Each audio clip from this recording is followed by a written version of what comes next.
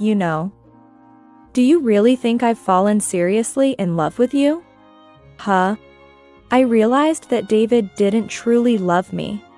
This harsh reality made me feel dizzy. David then hurled insults at me, as if to rub salt in the wound. I only wanted a wife who would take care of the housework because I'm busy with work every day. And yet, you go and get sick, ending up in the hospital. I can't deal with a sick old woman. I want a divorce. But just as everything seemed to turn dark before my eyes, I remembered something I had seen earlier. With that, I had nothing to fear. With this thought, I regained my composure and responded to David. Fine. I have a strong ally. So, I don't mind letting go of someone like David. However, I did think about giving David, who exploited me and even went back to his ex-girlfriend while I was hospitalized, a taste of his own medicine. My name is Michelle, a 45-year-old housewife, newly married. Having not married until my mid-40s. My life had been a simple routine of going between home and work. My only pleasures were going out for drinks and shopping. And, while hoping for happiness, buying lottery tickets as an annual ritual. Then, I came across a marriage app for people in their 40s. I had attended matchmaking parties before, but never had any luck. So, I started using the app casually, never imagining I would meet my current husband through it. He was 3 years older than me, named David Owen. He was a department head in a company with over 1,000 employees, earning a handsome annual salary of $100,000. He looked serious and hardworking. Curious about why such a good man was still unmarried, I casually asked him during our first meeting. He answered with a shy smile. Well, I've been too busy with work to find any opportunity for a relationship. It made sense, given the responsibilities of managing many employees. Yet, he started using the marriage app because he felt lonely at his age. The way he shyly responded seemed very charming to me. Perhaps from that moment, I began to feel attracted to David. He too seemed to like me, saying, "Honestly, I never thought I'd really find someone through an app. But I'm glad to have met someone like you, Michelle." No, I'm the one who should say that. I had almost given up on finding someone at my age. I can't believe I met someone as wonderful as you through this app. We both thought our meeting was miraculous and shared a smile. It didn't take long for us to consider marriage. And so, we got married 6 months after meeting. On the eve of registering our marriage, I bought a lottery ticket, thinking it might be my last time as a single person. Right after the wedding, David made a request. I'm busy with work, so sharing household chores is a bit. I want you, Michelle, to quit your job and stay at home. Huh? Well, my mother was a housewife, so I don't mind focusing on household chores. I agreed to his request and quit my job, starting our married life. David seemed happy eating my cooking, saying it was delicious. It was a joy I hadn't felt during my lonely meals before. However, I had no idea this happiness would be short-lived. Just a month into our marriage, David's attitude changed drastically. At first, even if he worked late, he would come straight home. But recently, it wasn't unusual for him to come home late at night. Even if I waited with dinner prepared, he would say he had already eaten and didn't need it. I wished he had told me earlier. I held back my sadness and cleaned up the food. Even on the rare occasions he ate at home, he would complain about the meal. I come home tired and you serve me fish I don't like? I can't eat such plain food. Make something with meat. Oh? But I don't have any meat today. I'll make a meat dish tomorrow, so please bear with this for today. If you don't have it, go buy it. I want meat, so make it now. Despite it being past 9 p.m., I was sent to buy meat from a supermarket about to close. David's arrogance wasn't just about food. No matter how carefully I cleaned, he always found something to complain about. He, being tall, would point out high places I couldn't reach without a stool and scold me for leaving dust. I can't reach those high places often, I'll clean them during the big cleaning. Please don't point them out all the time. But David would reply with a look of disdain. Shh. So you're going to leave dust in high places until the big cleaning? Short people really are useless. It hurt to be belittled for my height, but arguing back only led to more complaints. So I endured silently. Taking advantage of this, David complained about every household chore I did. All he did was laze around, claiming he was tired. At first, I thought he was kind and gentle, but his true nature began to show over time. Despite this, I told myself that this is what marriage is like and endured, being married at this age. But lately, I've been feeling heart palpitations and pain in my chest. What's wrong with me? Well, I think it'll pass soon. I was concerned about the discomfort in my chest, but ignored it for a while. Perhaps that was a mistake. My condition gradually worsened, and I started to experience shortness of breath and dizziness. Unable to bear it any longer, I decided to get a medical checkup at the hospital. It turned out that my symptoms were due to a heart condition caused by stress. The mental stress that kept hitting me every day had inflicted significant damage on my body. I had to be hospitalized for a while. I went home to prepare for my hospital stay and told David Owen about it. But instead of showing concern, he frowned and said, "What?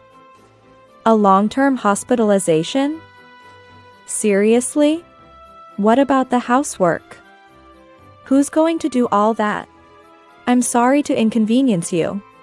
During my hospital stay, please manage with takeout or prepared meals. There's a dryer for the laundry, and I don't think it will get too dirty if it's just you."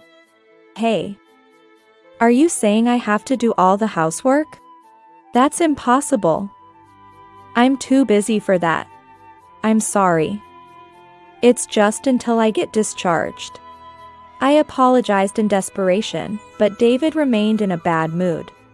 Great, you can't do anything but housework. And now you're talking about hospitalization. You're really useless. Remember this when you get discharged. I started preparing for the hospitalization alone, showered with his abusive words. It felt like I was running away from the current situation. And I even felt guilty, though I knew it wasn't my fault. The next morning, David was still in a bad mood and didn't even see me off to the hospital. He just went straight to work. I had no choice but to go to the hospital alone, carrying my luggage. David never visited me during my hospital stay. I had a feeling he wouldn't, so I brought all my change of clothes with me. However, the hospital room felt very lonely without any visitors. To pass the time, I surfed the internet on my smartphone every day. Then, I received a strange message in my messaging app. It was from David, but the content left me dumbfounded. "Katie, I love you. I'll be done with work soon, wait for me." I was about to read it, but right before I could, it showed, "The message has been deleted." Who is this Katie? The message was softly worded, something David had never sent to me. Maybe he was having an affair. As this anxious thought crossed my mind, my chest started to hurt like it was being squeezed. I hurriedly pressed the nurse call button. Fortunately, it was just a minor attack, and the pain subsided after about 5 minutes. As per the nurse's instructions. The nurse advised me, "Stress is not good for you, try to think of something enjoyable." But I had no idea what to think about. Then, I remembered the lottery ticket I bought before registering my marriage. I think the results were announced yesterday. I checked the winning numbers on the official website from my smartphone. Half as a distraction. To my utter shock, I saw, "Congratulations on your win," displayed on my page. No way. Can it be? I was excitedly counting the digits of the winning amount. That's when the door to the hospital room opened, and David walked in. Behind him was a woman in her early 30s, unfamiliar and somewhat flashy looking. "Hey. How's it going?" David spoke to me in a carefree voice. "How can I be fine? I'm hospitalized. And you didn't even show your face here until now." "Of course. Who do you think had to deal with all the trouble? Work and housework, it's been tough for me." David was still only concerned about his own hardships, showing no care for my condition. I replied with a puzzled expression. "Oh, is that so? Sorry for the inconvenience."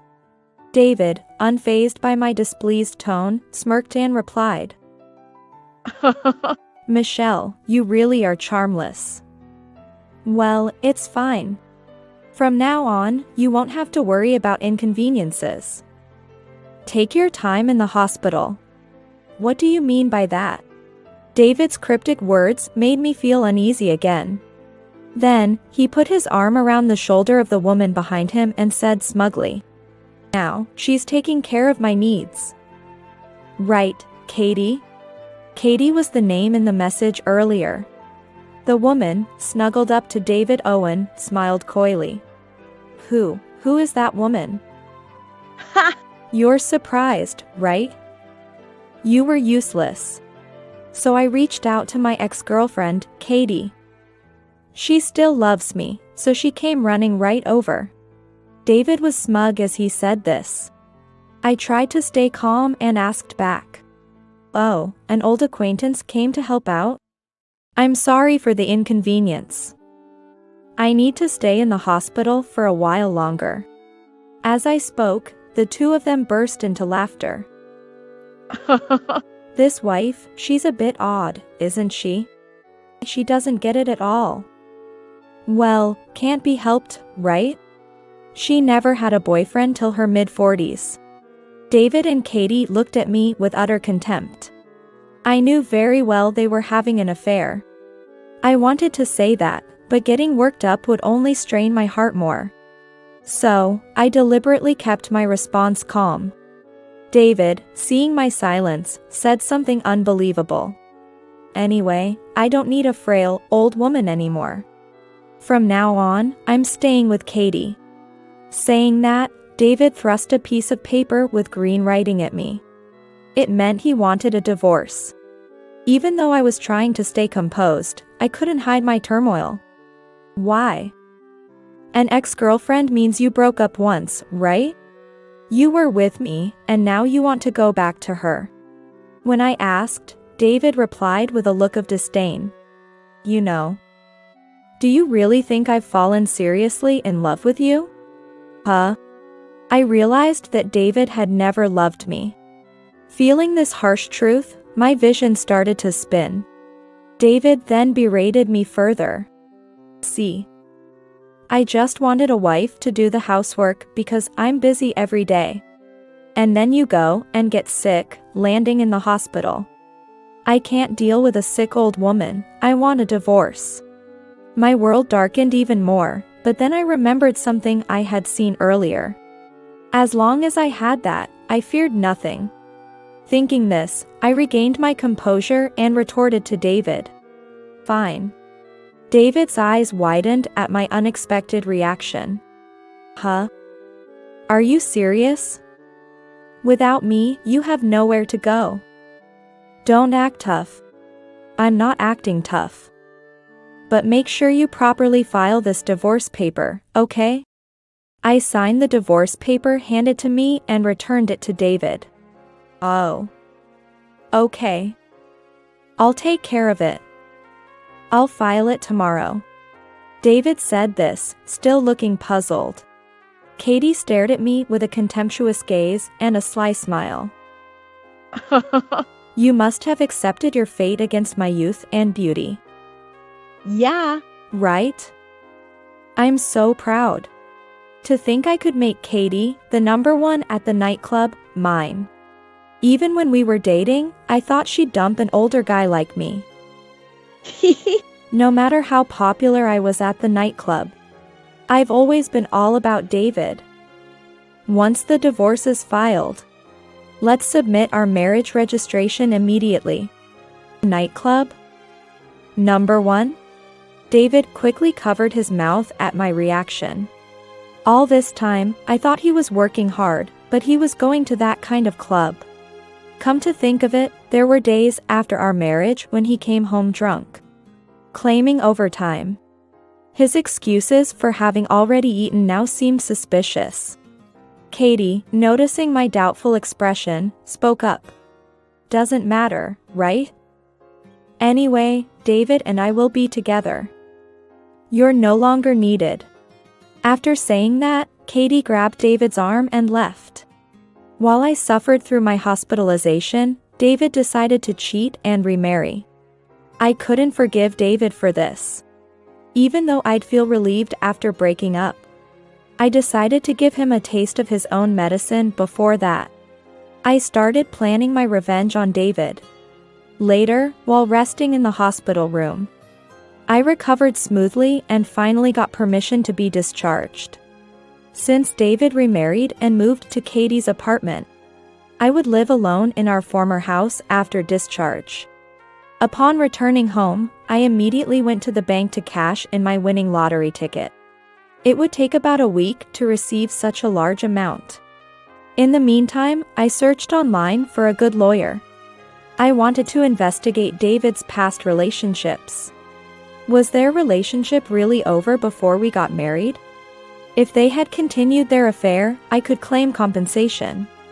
After successfully cashing my lottery winnings, I found a lawyer and requested an investigation. The investigation confirmed that David had indeed continued his relationship with Katie. Katie, a former nightclub worker, was indeed very popular, just as David had mentioned. They had started dating back then and never really ended their relationship. Essentially, David married me while maintaining his relationship with her, treating me like a housekeeper. Thinking about this made my blood boil. But I had to stay calm to not worsen my health. If I were well, I'd confront David immediately and demand compensation. I decided to leave everything to my lawyer and wait for the right time. Soon after, David called me. Hey. Why did a lawyer suddenly show up demanding compensation for cheating? What's this about? Just as the lawyer said.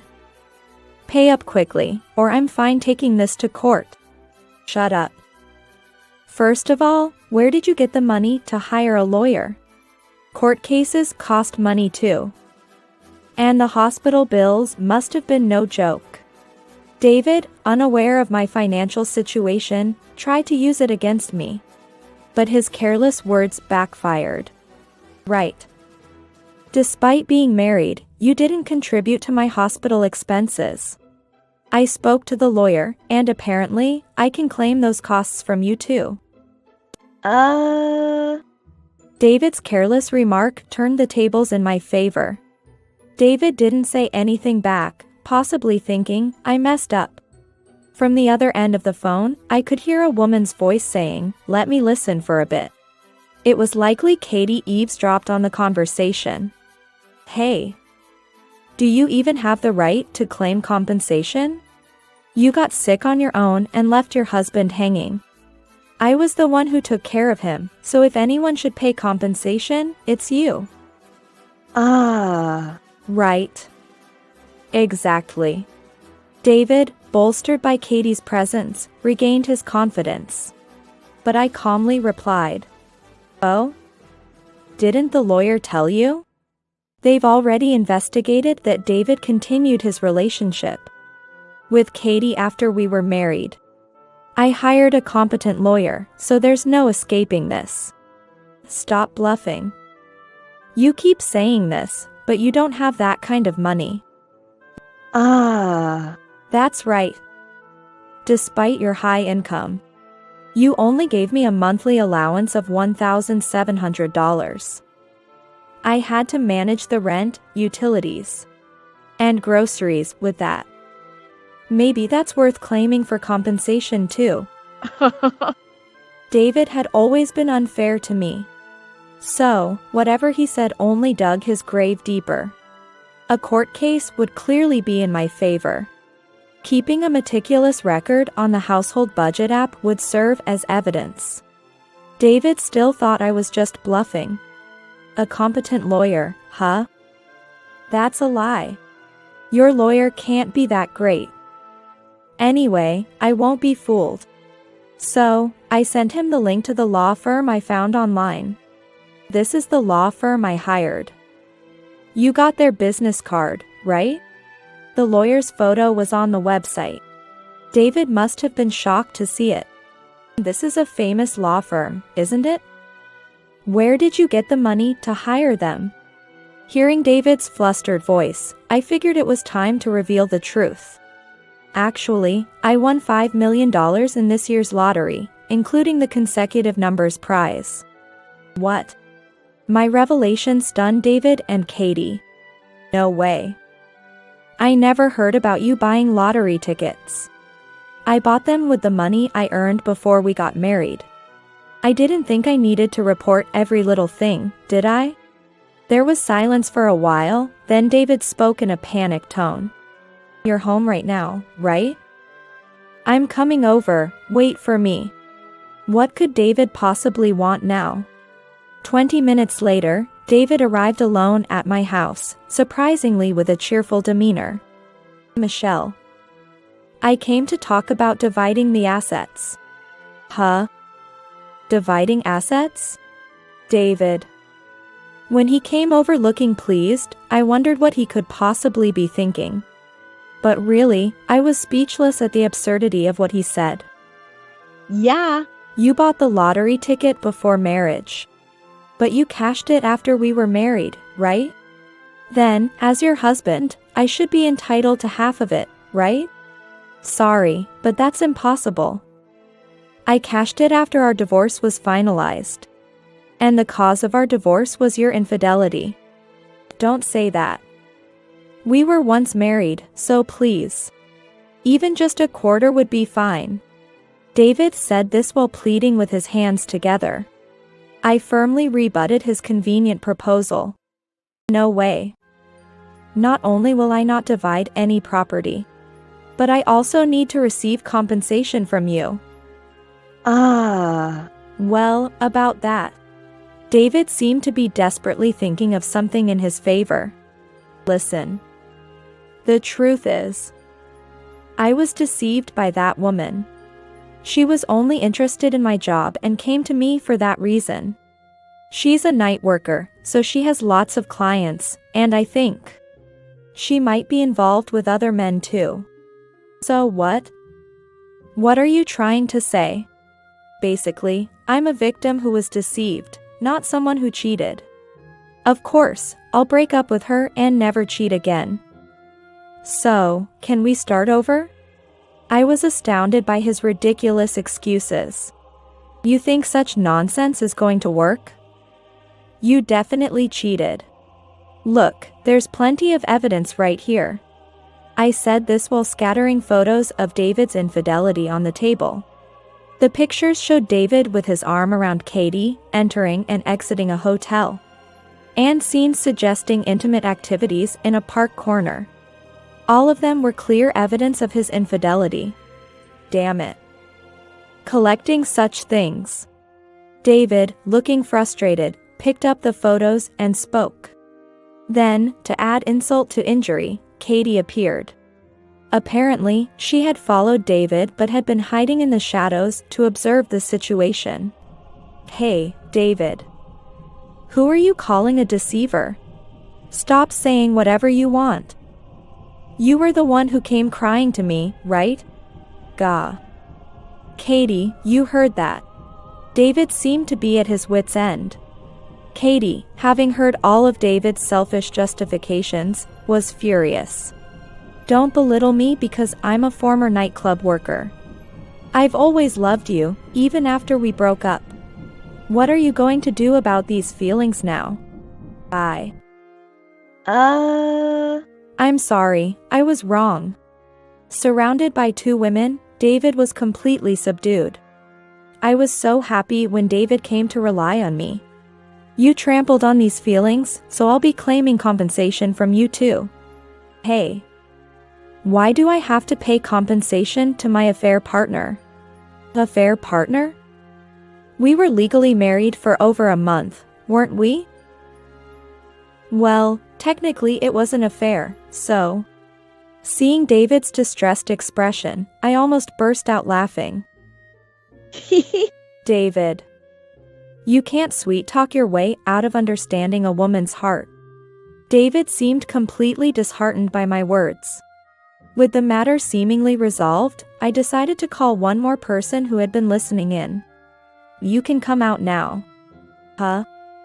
There's still someone else here? At my call, a person waiting in the next room entered. Hello. I've heard everything. You're the lawyer from that time. Yes, this lawyer had told me to contact him anytime if something happened. So, when David said he was coming to my house, I immediately contacted him. The lawyer had quietly entered the house through the back door and waited in the next room. Mr. Owen. As Michelle told you earlier, you have no rights to property division. Regarding the compensation, considering Katie's involvement, we will reevaluate that matter. Hearing this from the lawyer, David was left gaping, in a daze. With everything resolved, I finally felt relieved. Afterwards, I received compensation from David Owen. And we settled the property division by splitting his income during our marriage. David is now divorced from Katie and seems to be living alone. However, David's company is a major corporation with strict rules. His affairs and successive divorces became known to his company. And it appears that he was fired. Originally, he was known for his flamboyant relationships with women, which had caught the attention of his superiors. That's why news of his recent divorce scandal leaked out quickly. I haven't seen David since then, but someone told me this information. It was none other than Katie, his affair partner. Katie seemed remorseful about her actions towards me and came to my house to apologize. I'm sorry. I will pay the compensation for the affair gradually from my earnings, so please wait. Katie said that and apologized to me. However, I declined the compensation from Katie. It seems that since leaving her job, she has not had steady employment. Initially, she managed with her savings. But her lavish spending habits from her nightclub days didn't disappear. And now her savings are depleted. That's why she clung to David, who had money, and tried to stay with him by any means. But, I know it sounds like an excuse, but it's true that I loved David. I remembered the earnest look in her eyes when she said she had always loved David. That's why I decided to let things go smoothly with Katie. On the other hand, David lost his job and was in a financial crisis due to paying compensation to me and Katie. So, he was evicted from the apartment he moved into because he couldn't pay the rent. Then he came to me with a pleading look in his eyes. Michelle, I really messed up. Please forgive me this one time. From now on, I'll do whatever you say, just let me stay here. And of course, I'm not asking for money, just to stay. David spoke in a pitiful voice. I casually replied. Sure, you can stay here as long as you want. Really? Oh, thank you so much. I let David into the house for the time being. But that night, while David was asleep, I packed my belongings. I had been looking for a new place to move to and had recently completed the arrangements. At dawn, when David woke up, the moving truck was already there. Hey. What's going on? Why are you packing so much stuff? Where are you going? Oh, I'm moving today. You know this house is a rental, right? So from now on, you'll have to pay the rent yourself. It's $1,000 per month. What? I can't afford that right now. You tricked me. I haven't tricked you. I just said you could stay here as long as you want. So, Good luck with the rent. Bye. Bye. I left the house, saying that. Since then, I've canceled my cell phone and made sure David can't contact me. Of course, I didn't give him my new address. Sometime later, I happened to meet the landlord of the house where David and I used to live together.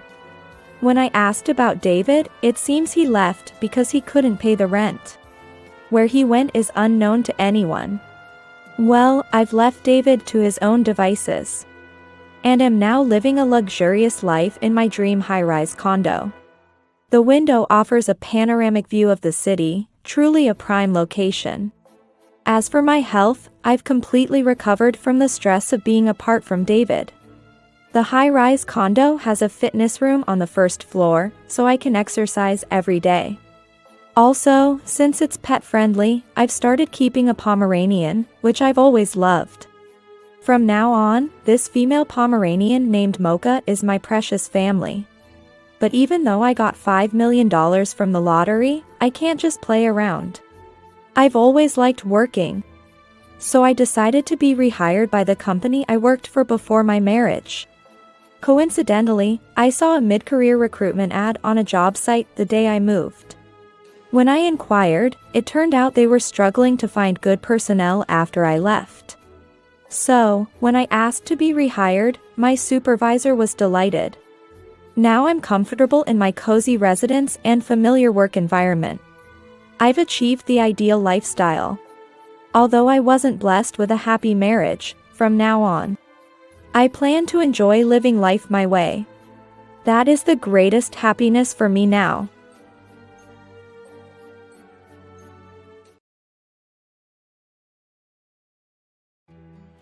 Allison. I want a divorce. I see. Regardless of the reason, I can't live with someone who's had an affair. Let's get divorced right away. I printed out the divorce papers on the computer and thrust them in front of David. File it now. We'll see each other at the court. I'm sorry for hurting you. But thank you for understanding. We will be happy. When David and Sandy were about to leave, Sandy came close to me and whispered softly, "It's going to be a life of luxury from now on. Sorry for stealing David from you?"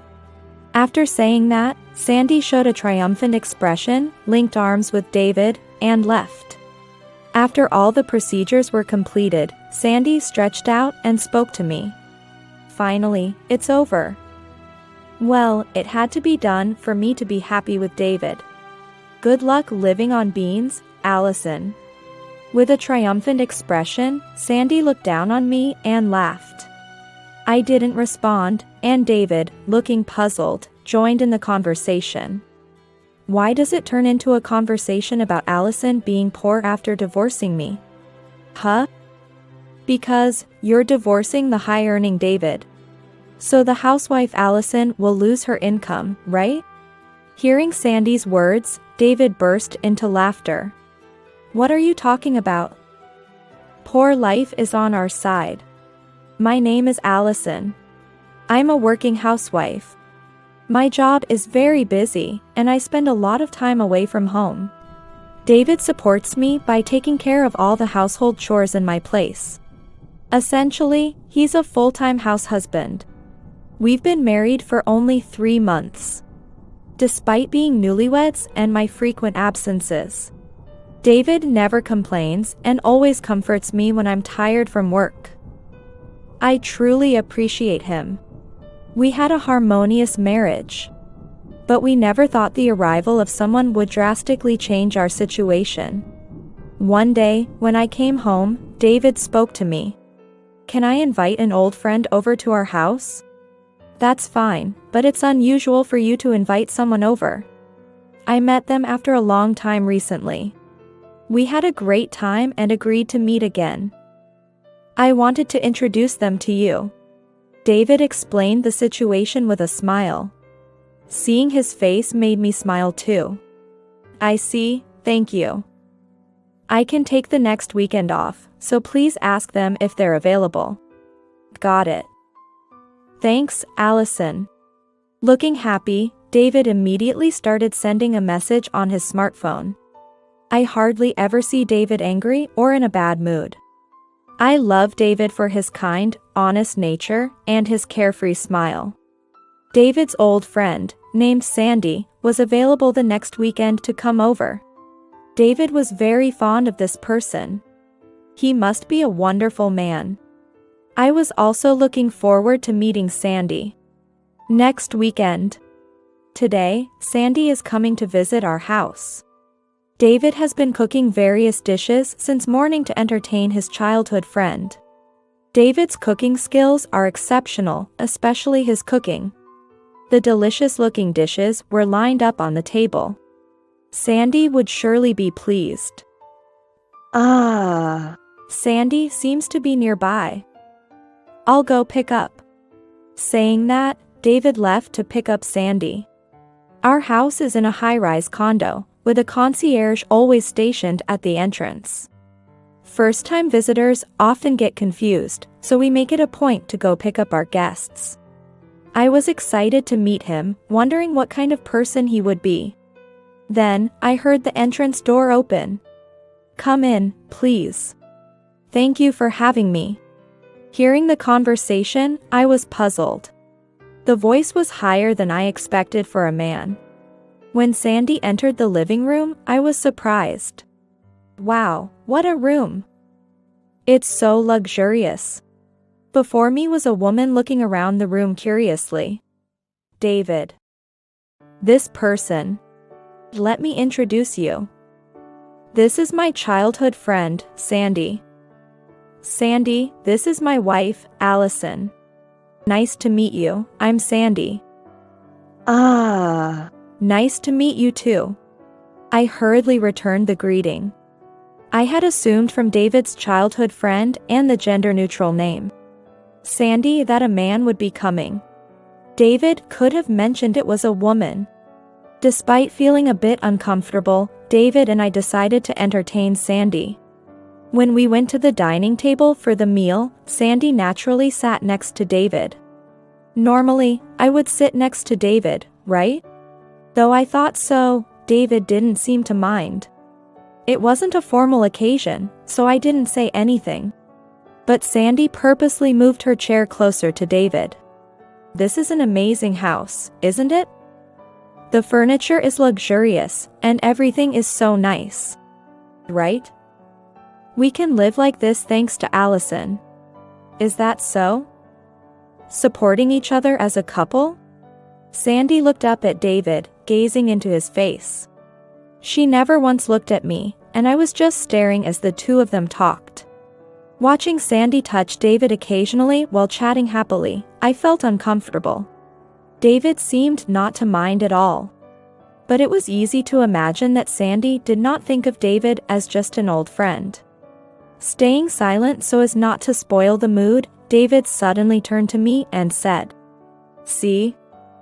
Fun person, right?" It wasn't a taunt, he genuinely thought so. So, I responded with a forced smile. Yeah. David probably didn't realize how I felt. He must think I'm genuinely enjoying myself. Then, Sandy, who had not spoken to me at all until now, turned to me and said, "I'm really having fun too. Can I come visit again?" Sandy's expression as she said this had her mouth corners raised, but her eyes weren't smiling. Sighing vaguely in response, David cheerfully said, "I'm happy to see you two getting along." From then on, Sandy started visiting our house several times a week. Initially, she would come on weekends when I was home. But gradually the frequency of her visits increased. And now it seems she comes even when I'm at work. Today too, upon returning home, I saw Sandy's shoes in the entrance. I sighed and entered the living room. There, sitting side by side on the sofa and laughing joyfully, were David and Sandy. Sandy was linking arms with David. Even after noticing my return, there was no attempt to separate from each other. Already tired, this scene just drained me further. "Welcome back, Allison." Noticing my return, David greeted me with a smile. Sandy, without saying anything to me, just said, "Then, I'll be going home," and left the house. Sandy was here again? Isn't she coming over too much lately? I spoke with a sigh. While preparing the meal, David continued. Yeah. But Sandy recently got divorced and moved back to her parents' house. I guess she's feeling lonely since everyone around her is either working or has their own family. I feel sorry for her, but honestly, I'm not comfortable with you two meeting when I'm not around. The closeness feels odd. I wish you'd restrain a bit. David probably doesn't have any ill intentions.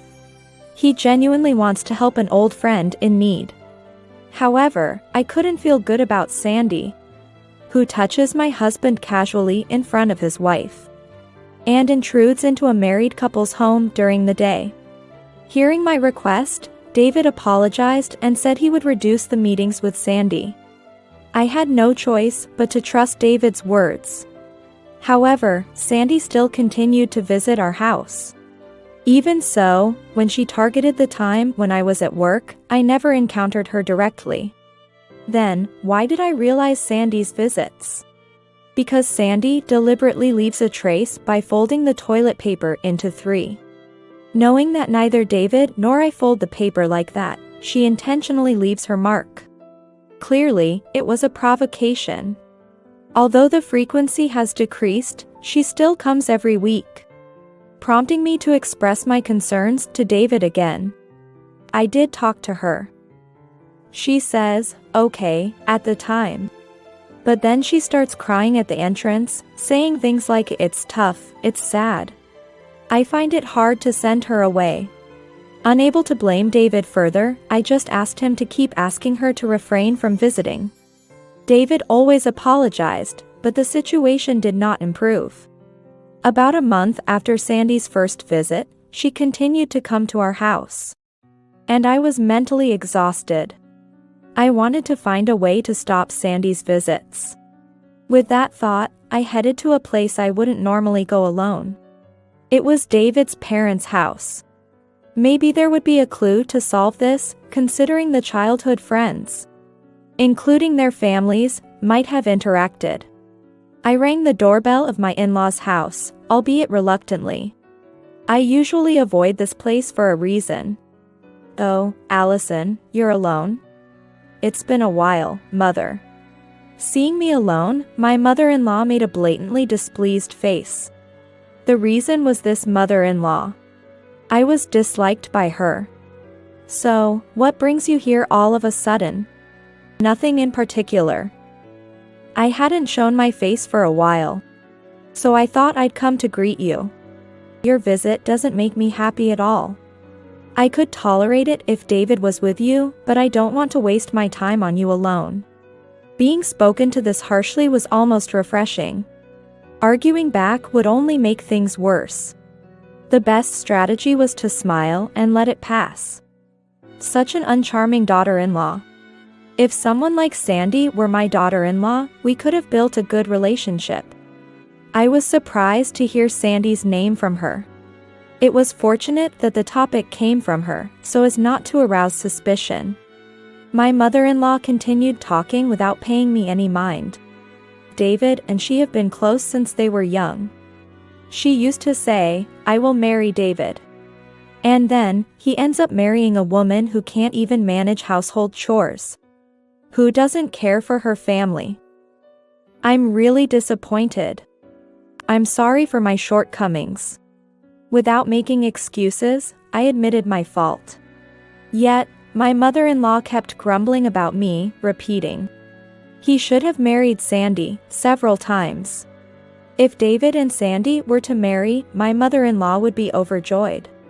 With that thought, I listened to her nagging absent-mindedly.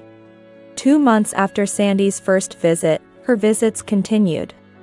It was around the time I became indifferent to the tri-folded toilet paper. Allison, there's something important I need to talk about. David, always smiling, approached me with a serious face this day. The atmosphere made me tense. Yeah. What is it? Are you free this weekend? I'd like to have a talk. I'm okay, but can't we talk now? No, I think the weekend would be better. With that, David left the living room. What could this important talk be about? Our relationship seemed fine when we were together. Could the talk be about Sandy? A slight unease crept in. I felt a mix of wanting to get the talk over with and not wanting the weekend to come. On the promised weekend, my suspicion was confirmed. Sandy was there, looking unsurprisingly part of the conversation. David was the first to speak. Allison. I want you to divorce me. I had somewhat anticipated this. Perhaps our marriage might end.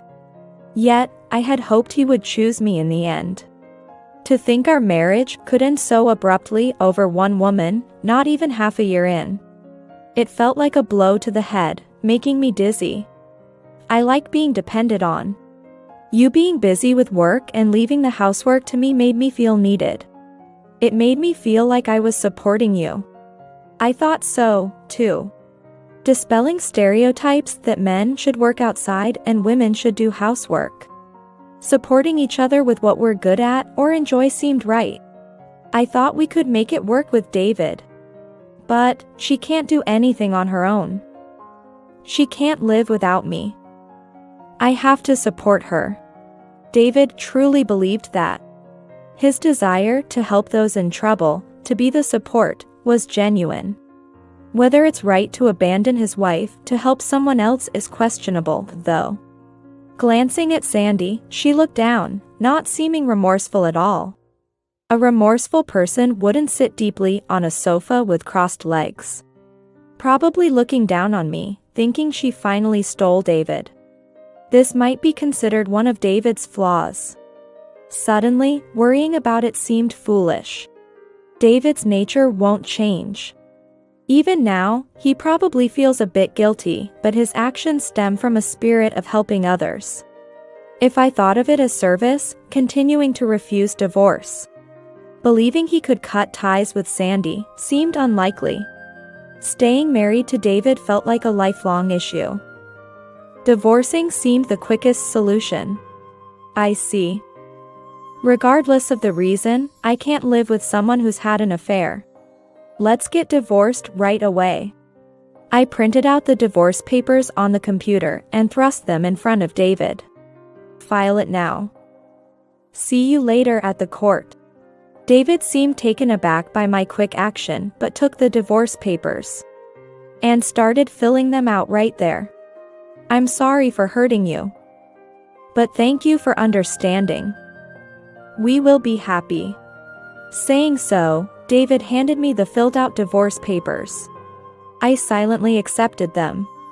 As David and Sandy were about to leave, Sandy came close to me and whispered softly, "It's going to be a life of luxury from now on.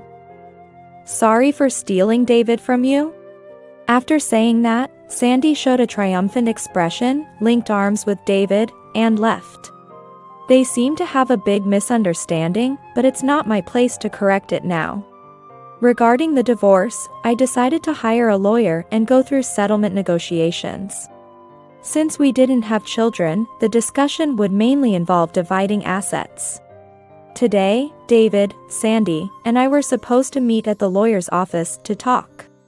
David declared he would accept my demands. Sandy expressed dissatisfaction, but David silenced her, saying it was only natural since they hurt me. I demanded a division of assets I had a right. After settling everything, Sandy stretched and spoke to me. Finally, it's over. Well, it had to be done for me to be happy with David. Good luck living on beans, Allison. With a triumphant expression, Sandy looked down on me and laughed. I didn't respond, and David, looking puzzled, joined in the conversation. What are you talking about? Beans, what does that mean? Well, you're divorcing David, right? You'll have to live in poverty from now on. So, I thought you'd be stuck eating beans to save money, poor thing. Why does divorcing me mean Allison will be poor? Huh? Because you're divorcing the high-earning David. So the housewife Allison will lose her income, right? Hearing Sandy's words, David paused for a moment, then suddenly burst into laughter. What are you talking about? Poor life is on our side. What? Sandy looked at David and me, her eyes wide in surprise. I chose not to join the conversation. David, holding his stomach, struggled to continue speaking. I told you Allison is a CEO. I never said I was working, did I? You did say that, but I thought it was a joke. That's true. Why would I lie about that? I'm the stay-at-home husband. And Allison has been supporting us. She's the CEO of the famous ABC company. Hearing the company name, Sandy turned to me in shock. ABC company. As in the ABC company with annual sales of $1,500 million reported on the news. The famous one? You're joking, right? It's an honor you recognize me. Let me introduce myself again. I'm Allison, the CEO of ABC Company. I pulled out a business card and handed it to Sandy. Sandy took the business card slowly, looking stunned. The company name was clearly written on the card. Sandy's hands were trembling slightly. Why? David's mother said he was an elite with a high salary. How can this be? Hearing this, David looked surprised. While I thought to myself that Sandy and my mother-in-law were in cahoots. I remained silent and listened to their conversation. Why would Mom have such a misunderstanding? You've talked about this with Allison, right? But your mom said it's unthinkable for a woman to earn money. She also said a woman should do all the household chores. Calling someone who can't fulfill a wife's duties the worst, among other things. That's ridiculous. Such thinking is outdated. David sighed, seemingly disgusted by his mother's views. But I chose Sandy over Allison. It's not for the money, but for love. You understand that, right? David said this with a smile while looking at Sandy. But Sandy remained dumbfounded, not even sure if she was following the conversation. Can we consider this discussion over? You've agreed to everything, right? Yeah. This wraps up our procedures. I'm sorry for hurting you, Allison. I'll make sure not to involve myself anymore. Please do. And make sure the person over there in a daze. And your mother, stay out of my life too. Got it. We'll be leaving then. David supported a completely deflated Sandy as they left the lawyer's office. The shock of finding out her prize was actually a stay-at-home husband was immense. Whether they can build a good relationship going forward is highly questionable. But that's no longer my concern. Finally free from this mess, I felt a lightness in my heart. Back to being single, I was busy with work but enjoying a carefree life when one day, my secretary reported that a woman was causing a scene at the entrance, demanding to see me. It didn't seem like she was related to work, insisting on seeing the CEO without wanting to discuss anything else, leaving my staff at their wits' end. Despite a bad feeling, I instructed my secretary to bring the person to the reception room and asked to be present during the meeting. As expected, Sandy was there, huffing with desperation in her demeanor. I regretted giving her my business card that day. What brings you to my company all of a sudden? Do you realize causing a scene at the entrance is a nuisance? I don't have your contact. And trying to go to your house got me stopped by the concierge. I had no choice but to come here since I couldn't talk to you. We finished our discussion during the settlement negotiation, didn't we? I never wanted to see you again. I didn't come here because I wanted to. Sandy slammed the table, causing my secretary to grimace, but I signaled to keep calm. That's right. I came here to complain to you. Complain? Yes. You said we settled our assets, but what's with that amount? For a big company CEO, you're being stingy. Sandy was speaking rapidly, clearly desperate. I'm not being stingy. It's a fair amount. Lies. It's true. It didn't seem like she would back down easily. Despite feeling it was bothersome, I decided to explain the situation. First off, our marriage only lasted 6 months. We split my income during that period fairly. Still, why can't we live in that high-rise condo? The house and furniture. It's all marital property, isn't it? It's unfair that you're hogging it all. I was getting tired of dealing with Sandy's persistence. I explained in a subdued tone. I remember you looking around my house the first time you came, which was quite unpleasant. Indeed, if we had purchased them after getting married, they would be considered marital property, as you said. What do you mean? That tower mansion and all the furniture in the house were bought when I was single. So, everything belongs to me. There was never a chance for you to live there. Faced with one reality check after another, Sandy couldn't hide her shock, whispering faintly. I thought marrying David would give me access to wealth, the condo, and luxurious furniture. All of it. It's unfortunate you fantasized about that. But you did get a kind husband who's good at housework. Be satisfied with that. That's right. That's the problem. Hearing my words, Sandy seemed to snap back to reality, raising her voice. What's the problem? David wants me to work. He says I'm suited to be a stay-at-home husband, so Sandy, you need to earn money. I married David thinking I could live comfortably without working. It seems natural for one to work if the other is dedicated to housework. Sandy's issue, however, is more about her expectations clashing with reality. A situation where David's complaints seem justifiable. His role as a stay-at-home husband was sustainable only because I wanted to work outside. For someone like me who loves working, having a partner like David who takes care of the household is indeed a good match. I've always lived at my parents' house and never really worked properly. Now I'm juggling part-time jobs. But I can't secure a stable income because I'm not a full-time employee. David doesn't get mad, though. He says, with my cooking skills, I can easily whip up gourmet meals even on a tight budget. Let's save money together as a couple. It's annoyingly positive. Indeed. That can be a bit troublesome. David's ability to take everything positively could be seen as a strength. But his occasional lack of tact could be irritating. He keeps saying, even a life of beans is fine as long as we're together. I have enough cooking skills to make beans dishes exciting every day. I thought you'd be the one struggling with such a lifestyle, and I felt good about it. If I knew it would be like this, I wouldn't have married David. I don't need a man like that. Take him back. Her frustration likely stems from not being able to live the luxurious life she envisioned. Being forced into a poor lifestyle and living with a nice, but financially incapable husband.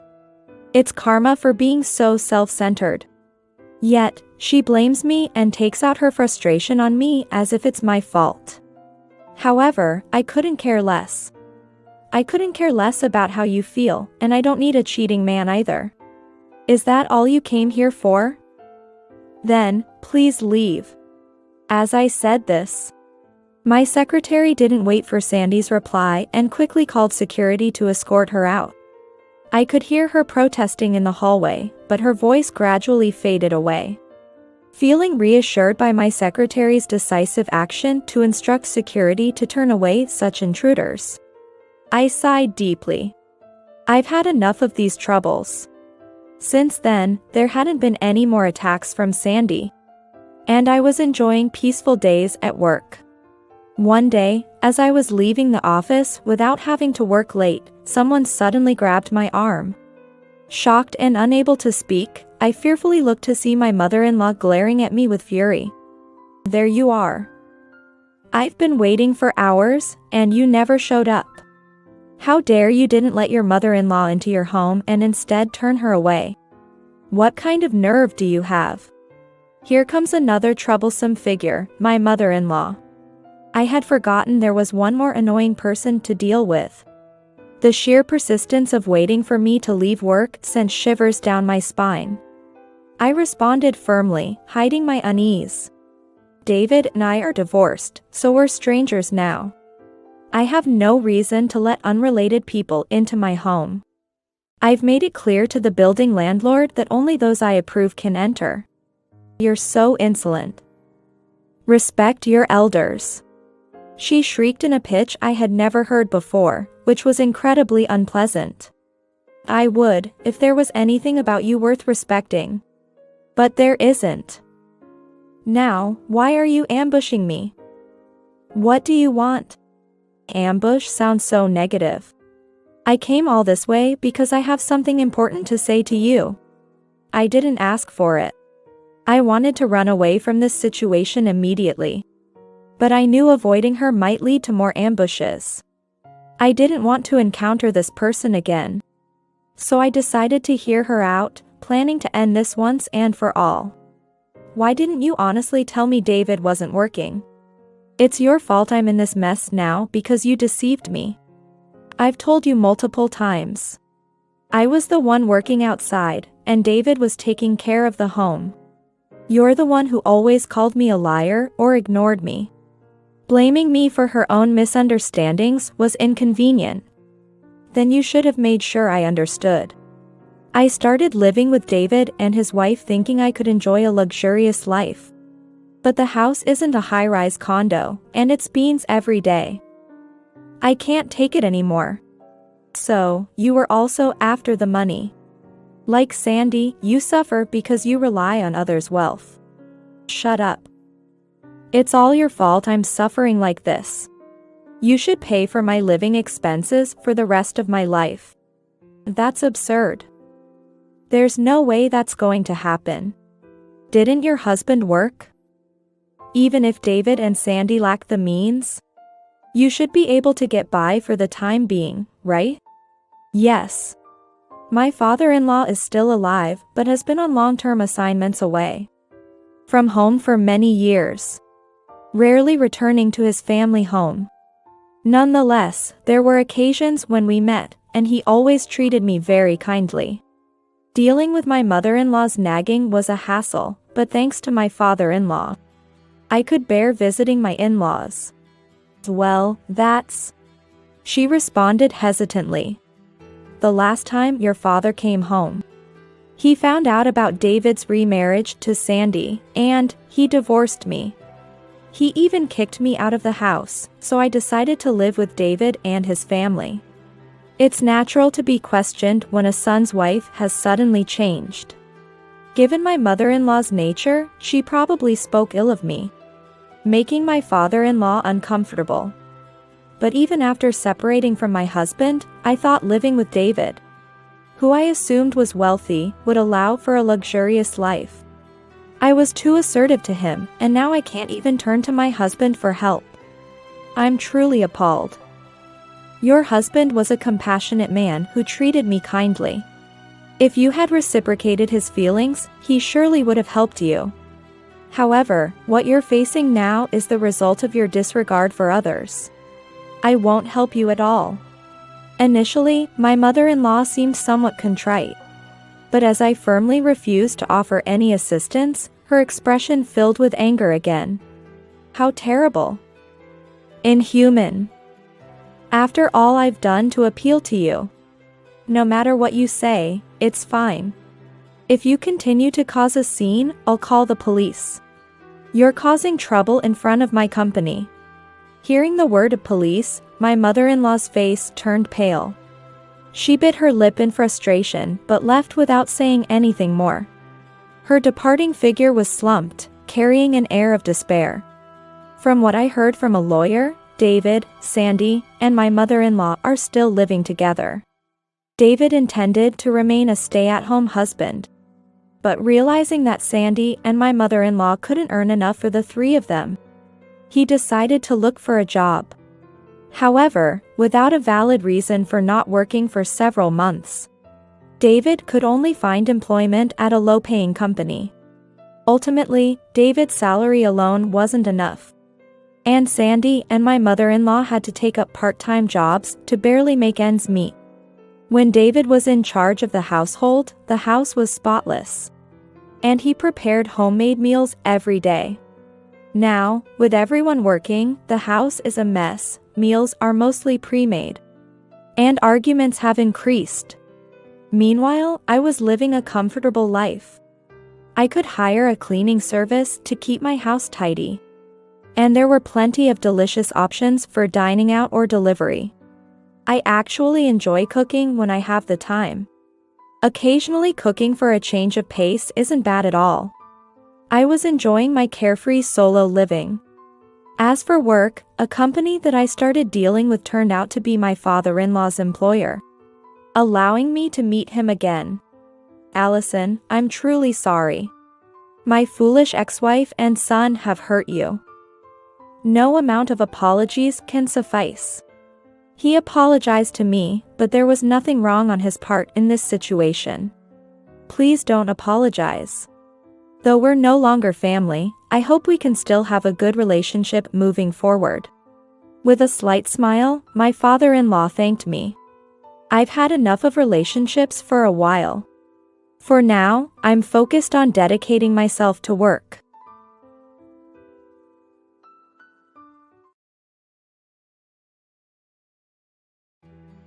I have something important to talk about. Listen to me. What? You did say you had things to talk about when you got home, right? Yeah. I want us to get divorced. What? Why all of a sudden? This is too sudden and unilateral, isn't it? While undergoing treatment for cervical cancer, my husband suddenly demanded a divorce. I was in a state of panic, unable to understand the reason for his sudden decision. Although he did explain the reason for the divorce, it was utterly unreasonable. I've found someone I love more than you. Please understand. It seems my husband intends to leave me for a 19-year-old woman. I don't mind getting divorced. However, divorce is not something that can be done as easily as saying goodbye in a relationship. I understand what you're thinking, but you can't just decide on divorce right now, can you? Let's discuss this further. What? Why?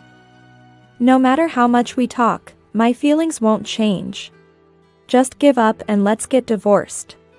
It's not about that. If there's no love, we can't stay as a couple, can we? I won't do anything. My husband started to act recklessly, thinking he's some kind of hero for leaving to protect the woman he loves. His unreasonable demand for a divorce was frustrating enough, but his way of treating me as if I were a monster blocking his path to love was infuriating. I was on the verge of losing my patience if one more thing was said. You're at a higher risk of premature birth or miscarriage because of your cervical cancer surgery, right? That's practically the same as being infertile. A woman without fertility is worthless. I'll remarry a cute 19-year-old. My husband stepped on a massive landmine. These were words that should never have been said. I'll pack my things. I decided not to discuss any further and left the house. If my husband had been a bit more rational and tried to stop me, he wouldn't have ended up regretting it so much. 3 days after leaving the house, I was called by the hospital for a matter concerning my husband. Since our divorce wasn't finalized, I reluctantly went to the hospital. There, I found my husband sitting frozen in his chair, his face pale. Good, you came quickly. What? What happened? Is something wrong? Yes. Your husband, actually. My husband collapsed to his knees. It seemed like divine retribution had struck. I am Megan, a 27-year-old office worker. I married Kevin last year, and it's been almost a year since our wedding. Kevin works as a full-time employee at a supermarket, in charge of the produce section. We met 3 years ago at his workplace, but my first impression of him wasn't that great. What should I make for dinner tonight? It's a hassle. I'll just buy some cheap vegetables like usual and make a stir-fry. Tired from work, I decided on the dinner menu in my head. I knew exactly where everything was in the supermarket I frequented. So I headed straight for the stable and cheap vegetables like beans and carrots. On my way, I stopped when I noticed cabbages were on sale for 99 cents each. One head. I can't finish it alone. It's cheap, isn't it? The price will go back up to $1.58 tomorrow, so it's better to buy now. Cabbage has vitamin C, which is good for your skin. And it also contains vitamin K and calcium, good for your bones. No? Yes. I wasn't expecting to be approached by a staff member at the supermarket. And I was startled when Kevin suddenly spoke to me from behind. Without regard for my confusion, he continued to extol the virtues of cabbage as if he were a clothing store clerk. Baffled, I just nodded, put a cabbage in my basket, and left. After that day, Kevin would always recommend vegetables to me whenever he saw me in the store. Eventually, he started talking about his job and life. And then he started asking about mine, leading to him asking me out for a meal. Essentially, Kevin was hitting on me. The impression of Kevin hitting on a customer during work wasn't good. However, he kept inviting me out, so I thought, why not go out for a meal with him just once? I thought Kevin was frivolous for hitting on me. But when we went out to eat, he was surprisingly kind and sincere. My impression of him changed drastically. And I started to become interested in him, leading to us dating. After we started dating, I asked Kevin why he approached me in the first place. I saw you in the supermarket a few weeks after I started working there. And it was love at first sight. I decided that if I saw you again, I would definitely talk to you. I thought if I didn't do anything just because I was a staff member and you were a customer, I would regret it later. It turns out my husband wasn't frivolous, he was passionate about love. When he falls for someone, he becomes completely focused and loses sight of everything else. After dating for 2 years, we got married last year. Now, thinking about starting a family. That's when a major incident happened. One day, I was suffering in the bathroom. Initially, I thought it was my usual period, but the amount was abnormally high. There were also times when I bled outside of my period, and my urine started to mix with blood. You've been feeling unwell lately, haven't you? Are you okay? I think I'm okay, but maybe you're lacking iron. Should we try eating more spinach and prunes? Nutrition is important, but that's not it. Maybe I should get checked out at the hospital. It still hurts. After leaving the bathroom, my husband, looking worried, spoke to me. However, I soon felt abdominal pain again and had to return to the bathroom. This had been happening frequently lately. Feeling something was seriously wrong, I decided to get checked out at the hospital. Some people believe they could never be seriously ill. I was one of those people who believed they could never get seriously ill. Yet, surprisingly, it's often those very people who suddenly find themselves diagnosed with a major illness. I became one of those cases. You have cervical cancer. Me? But I'm still young. Cancer? Cervical cancer is a type of cancer that often affects younger individuals, starting in the late 20s. At 27, I never imagined I would be diagnosed with cancer. Hearing the doctor's words made me feel weak. And I could feel my back hunch over like an old woman's. However, the doctor offered some hopeful information. And by the time I left the examination room, my posture had straightened a bit. but the thought of having to tell my husband weighed heavily on me. And by the time I got home, I felt like an old woman again. On the night I learned about my cervical cancer, I was nervous about telling my husband as we ate dinner. My timing was off, and I couldn't taste the food, speaking less than usual. Sensing something was different, my husband put down his fork and knife and asked me, "You went to get your test results at the hospital today, didn't you? How did it go?" His question made my heart skip a beat. I put down my fork and knife and braced myself. "I have cervical cancer." "Cancer? But you're so young." "They say cervical cancer can occur even in younger people." "I don't know much about cancer, but can't they remove it with surgery?" "If they remove the uterus, doesn't that mean you can't have children anymore?" "Don't worry. It seems that's not the case. Surgery is necessary. But the disease hasn't progressed so far that they need to remove the entire uterus. So, even though it's cancer, treatment is possible, and so is pregnancy." "Really? That's tough, but it's a relief that treatment and pregnancy are possible." Hearing my words, my husband seemed reassured and picked up his fork and knife again. Seeing his expression, I too felt relieved and continued explaining while holding my fork and knife. Cervical cancer forms around the entrance of the uterus, and the surgery involves using a laser to cut out a cone-shaped piece of that area. So, the shape of the uterus changes after the surgery.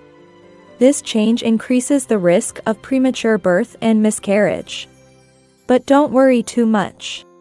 Even though there's an increased risk, it's not like it becomes extremely high. "Hey, we're eating right now. Can we not talk about surgeries and miscarriages during dinner? It makes it hard to eat." "Oh, sorry." My husband stopped eating again at my explanation, which made me a bit too cheerful. I decided to continue eating silently, but the tension was gone from my expression. The following week, I was admitted to the hospital for surgery. It was supposed to take 2 or 3 weeks, but that was just an estimate. Depending on the situation, I could be discharged earlier, or it might take about a month.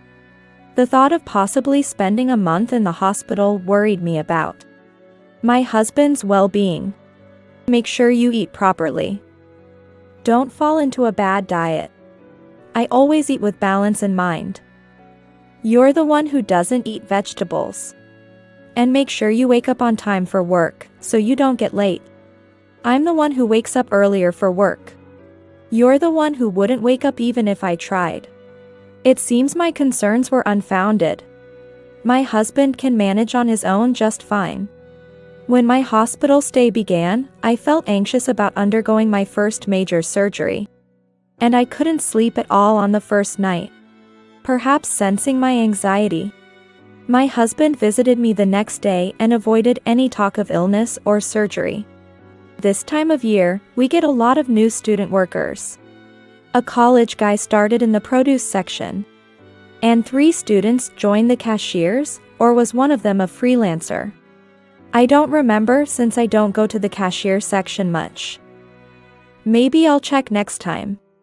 Didn't you say the new workers usually quit soon? Hopefully, they stick around this time.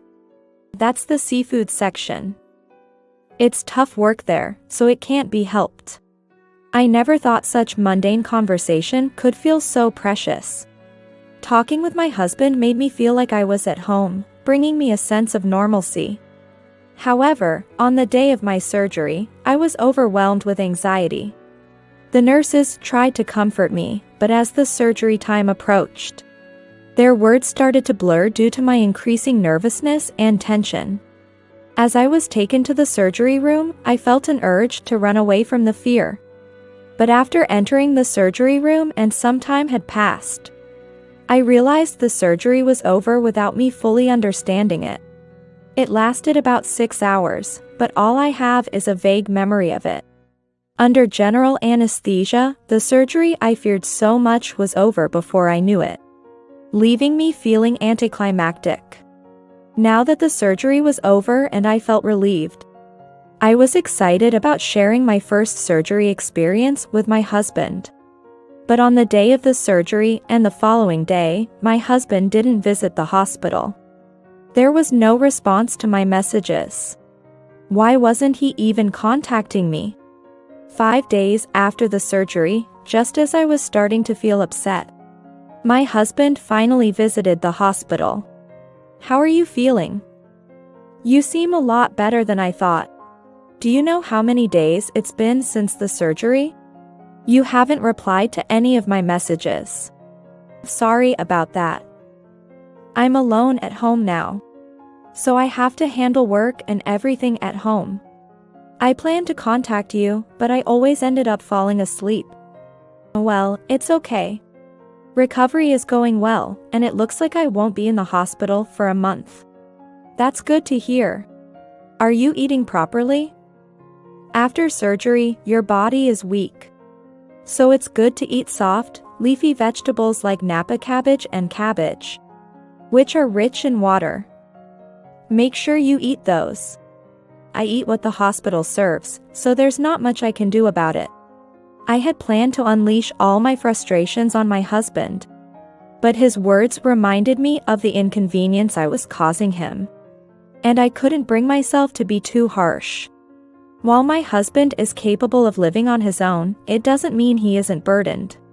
This made me even more eager to be discharged as soon as possible. Yet, my husband stopped visiting me again after that. Despite my messages, he still didn't reply. I understood he was busy with work and home, but it had been over a week without any response from him. "How are you feeling? Is discharge still a while off? Hold on. I understand that work is busy and managing things at home is tough, but isn't it too much to not hear from you for over a week? Well, it seems like I'm not feeling well. Where? You look perfectly fine to me. It's not like I'm feeling sick or anything." My husband began to fidget and hold his lower body as if he was trying to hold in the urge to go to the bathroom. He seemed uncomfortable, which made me curious about what he was referring to, so I asked directly, "Why are you holding there? Did something happen?" "Well, it looks like I've developed some kind of rash." Is that because? I wondered if he had caught some disease, looking suspiciously at my husband. He seemed to instantly realize what I was thinking and started making excuses right away. Don't get the wrong idea. It's not like that. Guys can get rashes from sweat and humidity. I just didn't want to say it because it sounds unhygienic. Are you sure? You're not doing something you shouldn't, right? Of course not. I couldn't believe that he would cheat on me while I was in the hospital for surgery. So, I decided to trust what my husband said. "I'll trust what you say, but you should see a doctor just to be safe." "It's fine. It's just skin, right?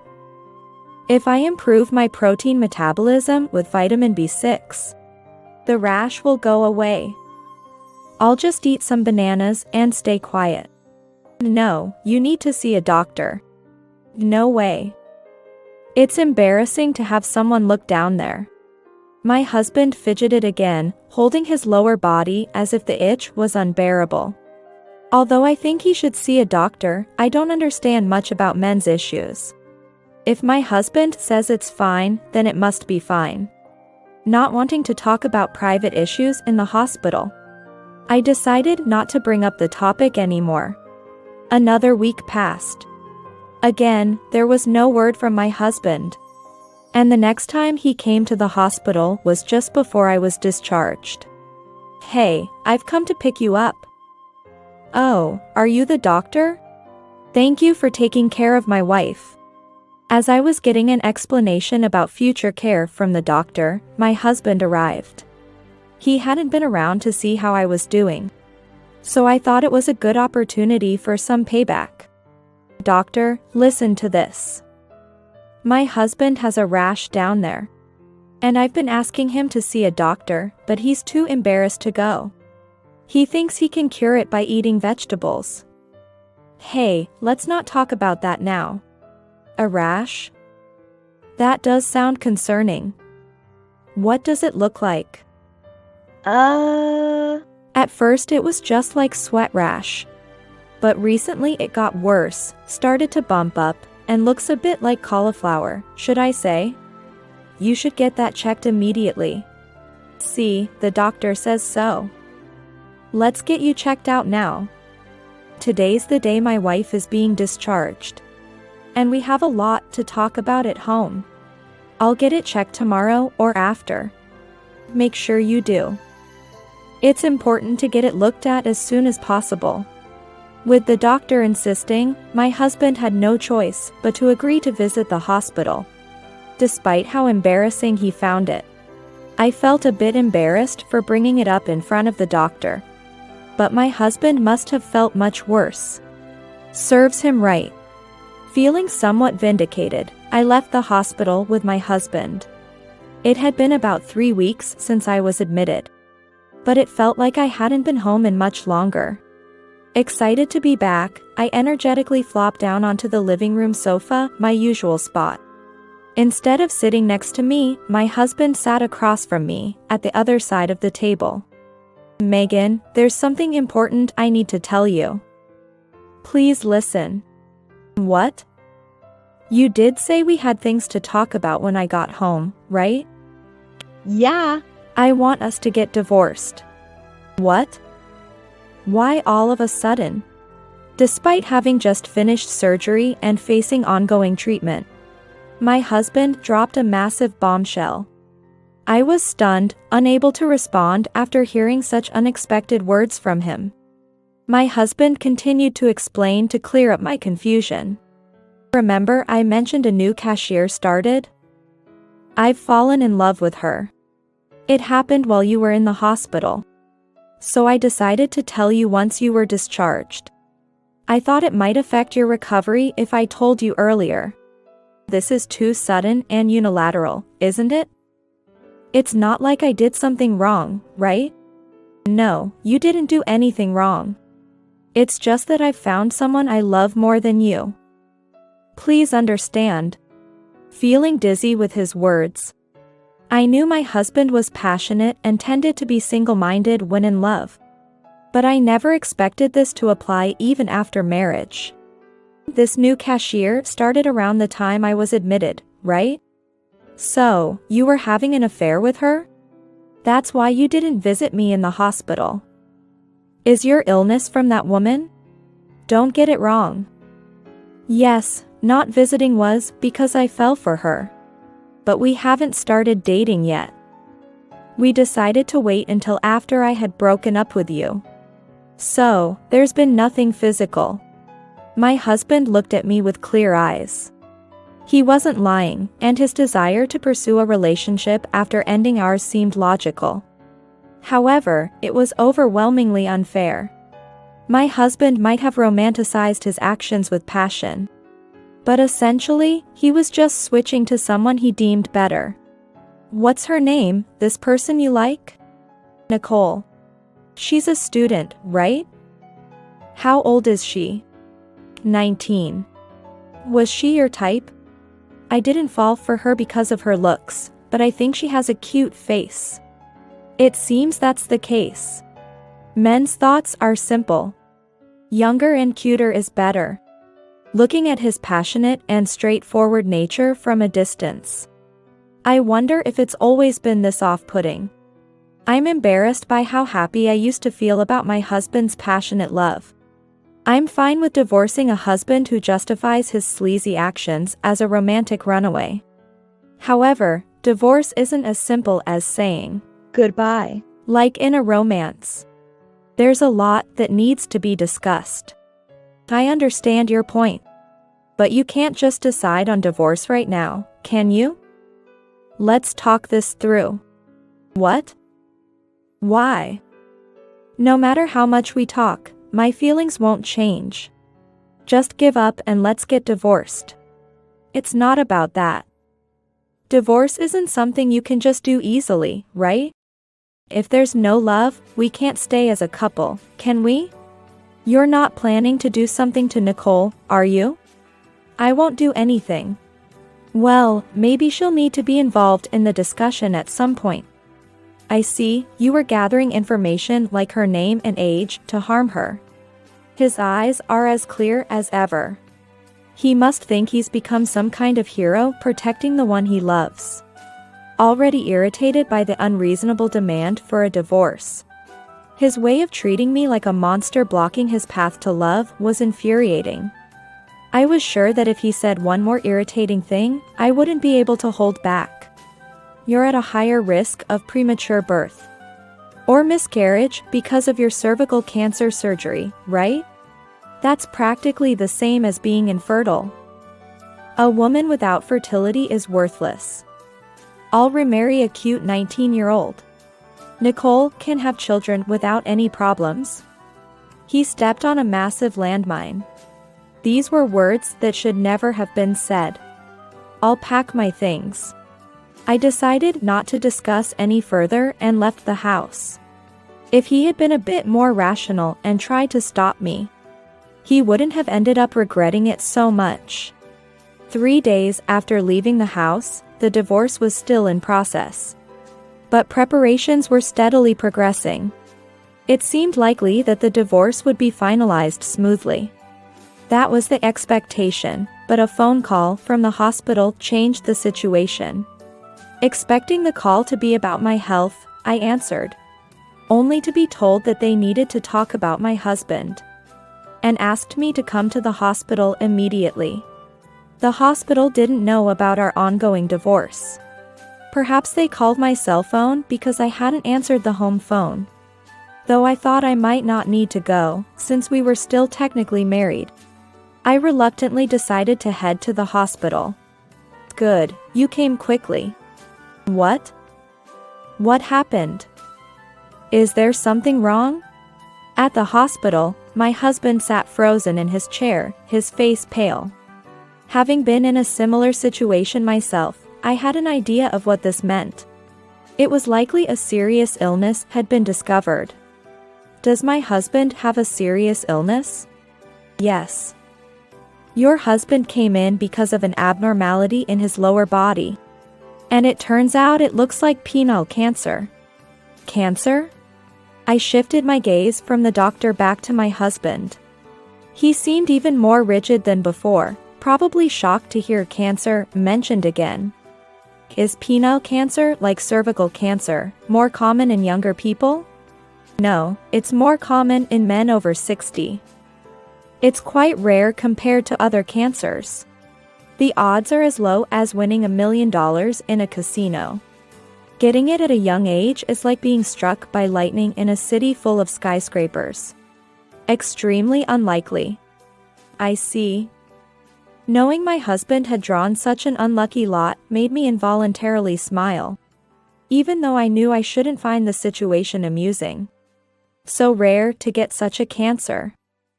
What's the cause? It's hard to say definitively, but human papillomavirus is a common factor. That's the same as? Yes, it's the same virus that can cause cervical cancer. So, did I give my husband cancer? No, that's not necessarily the case. It can be transmitted through sexual contact, but men can also be carriers. So, it's possible that your husband transmitted it to you. Or both of you had it independently. Normally, the immune system handles it without issue, but sometimes it leads to cancer. Can my husband's cancer be treated?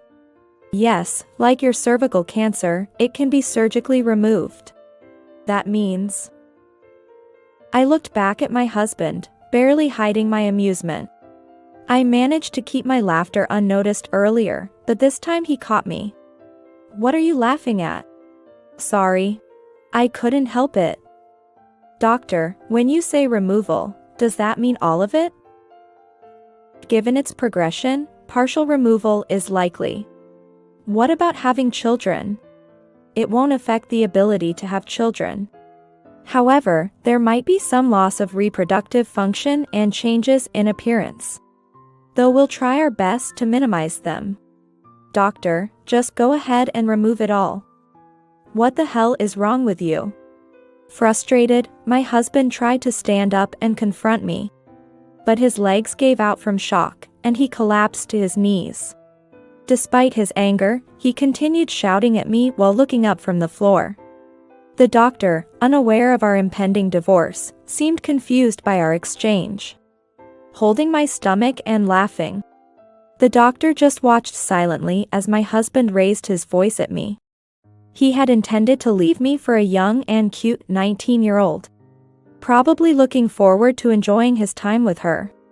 But now, he faced trouble in the most crucial part due to his excitement. Moreover, just as he pointed out my increased risk of preterm birth and miscarriage from my cervical cancer surgery, he now faced a risk to his reproductive function as well. Doctor, we're getting divorced, so there's no need to contact me about my husband's illness anymore. Well then, see you again. Make sure to listen to the doctor and focus on your treatment. Satisfied with the amusing story I heard, I went home. I would be completely satisfied as long as the divorce could be finalized as soon as possible. However, there was a bit of trouble regarding the divorce after finding out my husband was ill. A week after learning about my husband's illness, my phone rang again. Thinking it was about the divorce, I answered, but the call was about something else. Please. Let's pretend we never talked about divorce. What? Why all of a sudden? We've come this far, why now? I told Nicole about my illness, and she broke up with me. Really? I couldn't help but smile again. Luckily, it was a phone call this time, so there was no worry of being scolded for my reaction. I had somewhat anticipated this outcome. My husband tends to go on a rampage when in love, and the love of a 19-year-old is often impulsive. The two of them must have meshed well together. However, after hearing about the illness from my husband, Nicole, much like when I freed myself from the illusion of my husband's love, regained her composure. It was easier for Nicole to leave him than it was for me, given her age and options. With this illness down there, nobody will marry me. We're not divorced yet. Can we start over and support each other since we both have the same concerns about having children? You just want any young and cute girl, right? Don't say things like that. Work is tough. Everyone at the store knows we're getting divorced and that I was dating Nicole. I can't face work if I'm dumped by both you and Nicole. It's too embarrassing. That's not my problem. Maybe you should change jobs. Don't call me about anything other than the divorce, okay? Wait. Don't be so cold. Think it over, please. Finding the conversation pointless, I hung up on my husband's pleading words. It was time to go shopping for dinner. I decided to go to a supermarket that wasn't where my husband worked. Eventually, our divorce was finalized. Nicole, who had dated my former husband, left him and also quit her job at the supermarket. It's unclear where she went, but she's probably living her normal life somewhere, as if nothing happened with my former husband. However, unlike a student, my former husband couldn't easily reset his environment. For now, he seems to continue working at the supermarket. But it seems Nicole shared everything with their colleagues, and my former husband is now working under awkward circumstances, likely feeling quite uncomfortable. I assume he will change jobs eventually. Nicole and my former husband were just in a relationship, so a simple goodbye ended everything for them. But in my case, it was a divorce. A reason had to be provided to our families. I told my former husband's parents everything about why we were getting divorced. Naturally, they were furious. The news spread among relatives, and not just at his workplace, but he also feels out of place among our relatives. As a result, my former husband has become completely isolated. He will soon start treatment for his illness. It must be tough to fight the illness alone, but it's his own doing. So he has to manage by himself. Having completed my surgery and on the road to recovery, I've returned to work. I'm still 27, so I'm hopeful for a good relationship in the future. Until then, I'm determined to work hard.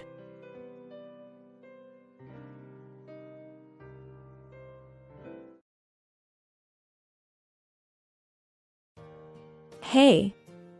It's been forever, and the money still hasn't been transferred. What's going on? Transferred? What are you talking about? Contrary to my calm response, my ex-husband, Tony, was getting angry and impatient. $10 million? $10 million. You said your sister was going to inherit it all, didn't you? Although my ex-husband confronted me, I casually dodged his accusations. Looking at my sister, Katie, standing at the entrance to the living room. Her face was filled with regret. Sis, do you have the will? Katie's face shot up as if she was struck. She rummaged through her bag and produced a will, unmistakably in our father's handwriting. From the depths of a drawer, I presented the will I had received from our father. Wait, this is completely different. My name is Stacy. I'm a 25-year-old office worker who married Tony. A childhood friend 2 years my senior, 2 years ago. Currently, I live in an apartment about a 2-hour drive from my parents' home. My sister, Katie, who is the same age as my husband, lives at our parents' home without working. Our mother passed away from illness when my sister and I were young. And our father raised us by himself. My father was the president of an import company. And by societal standards, my family would be considered wealthy. Although I missed having a mother, I never struggled financially. Thanks to my father, for which I am endlessly grateful. Katie has been living off our family's wealth, with no restraint. My father never harshly kicked her out or insisted she work. Of course, if I wanted to quit my job and return home, my father would happily welcome me back. However, I've always wanted to stand on my own 2 feet without relying on my family. I worked hard as a professional, lived on my earnings, and married my childhood friend. It was the ideal life I had envisioned. Everything changed recently when my father passed away. He suffered a heart attack in his sleep and never woke up. Upon receiving the news from my sister, I rushed home but could not come to terms with the situation during the wake and the funeral. When my mother died, I was only 2 years old and hardly remember anything. Losing a close relative since gaining a sense of consciousness felt like being torn apart. I haven't even been able to do enough for my parents. Regret poured out along with my tears. I lamented not visiting my parents' home more, despite living nearby. Because I was too caught up in work. I wish I had seen my father's face more. I wish I had taken him out more. Regret kept piling up in my heart. Contrary to my sorrow, my sister was calm, even cruelly so. How much do you think all the inheritance will amount to? Inheritance? Talking about money so soon after he passed away. In front of the portrait, my sister dared to start talking about the inheritance. It was as if she had been waiting for our father to pass away all along. With $5 million, one could live a life of leisure forever. Stacy, make sure you share properly with me, okay? Even my husband, who had come with me to my parents' house, said such a thing. These people are not human. They don't mourn my father, all they talk about is money. I knew my sister was like this, but I never thought my husband could be so heartless. There might be a will, right? Should we look for it together later? Yeah. I agree. Their conversation sounded distant to me. I left my parents' home feeling dizzy. If they were looking for the will, it was already in my possession. My father had entrusted it to me while he was alive. It stated that I would inherit $10 million and that all the real estate owned would be left to my sister. Reflecting on it, my father must have known about Katie's reckless spending when he wrote that will. A colossal fortune of $10 million would vanish like bubbles if left to Katie. Thinking of what was best for Katie, my father decided it would be better to leave her real estate, which would provide a steady, long-term income. It was his way of showing concern for Katie and, simultaneously, a testament to his trust in me. So, how much did you end up getting? My husband, having returned from our parents' home, abruptly asked me this question. Didn't you find the will? No, Katie found it, but she wouldn't show it to me. It had her name on it, so she said she didn't intend to show it to anyone else. You have one too, right? Confused about my father's intentions, I wondered why he prepared 2 wills. Considering Katie hasn't stormed in here yelling, the will found at the family home must have been favorable for her. However, she would prefer $10 million over any real estate. Could the will I have be different in content? A possibility flashed through my mind. What I'm set to inherit is $1,000. I think the rest will probably be inherited by Katie. My husband's eyes gleamed suspiciously. Is Katie inheriting everything? Yes. It's about $10 million, I believe. I just remembered I have something to do. He turned his back to me and hurriedly left the living room. I couldn't chase after him due to the speed of his departure, and I silently watched his back as he left. From that day forward, my husband began to treat me coldly. The number of mornings he returned home without contact increased. And when asked where he had been, he'd evade the question, claiming he was just out for a drive. Seeing my husband always carrying his smartphone, which he usually left lying around in the living room, I began to suspect infidelity. However, time passed without me being able to find any solid evidence. A month after my father's death, when I came home late from overtime work, I noticed the lights were on at home, which was unusual for this time. Familiar women's shoes were at the entrance. Opening the living room door, I saw Katie leaning familiarly against my husband. Welcome back, Stacy. She spoke to me without detaching herself from my husband's arm. What's this about? I asked without even taking off my coat. I've decided to marry Katie. He said it as if it were nothing. Marry? You're not even single. What are you talking about? That's why I'm saying I'll divorce you and then marry Katie. It felt as if the ground was crumbling beneath my feet. My sister, sitting next to my husband, looked at me triumphantly. I wanted to cry, but no tears came. It seemed I had cried them all out when my father died. I knew why I wasn't as sad as I thought I'd be. Does my husband truly love Katie? We have always been together since we were kids, and he chose me as his spouse. It seemed Katie saw my husband as a potential romantic partner, but his eyes were always on me. I knew the reason behind my husband's sudden change of heart. Are you okay with this, Katie? Because Tony is after the inheritance, right? My words halted in my throat, stopped by Katie's sharp gaze, warning me not to continue. Don't get it wrong. Tony told me he likes me more than you. Do you understand what that means? You were dumped by Tony. Katie sought affirmation from my husband, and he smiled softly at her. I felt faint. Along with the sorrow, a bubbling anger began to rise within me. Why did I marry such a man? The anger was directed more at my husband, who had been stolen by my sister, than at my sister herself. She was merely deceived by him. He was trying to get his hands on my father's inheritance by winning over my sister. Tony pointed to the divorce papers on the table. All you have to do is sign here, so get it done quickly, he said, and then he left the house with Katie. I was left alone in the spacious living room. Picking up a pen that was thrown on the floor, I filled in the blanks on the divorce papers. Once the divorce was finalized, my husband and Katie fled overseas as if running away. They didn't need to do that. No one was going to steal Katie's inheritance, and certainly, I wasn't going to chase them out of spite. After they disappeared abroad, I called the family together to verify the wills. The relatives were shocked and flustered by the stark differences between the will Katie had and the contents of another. It seemed that the wills each of us had were exact opposites.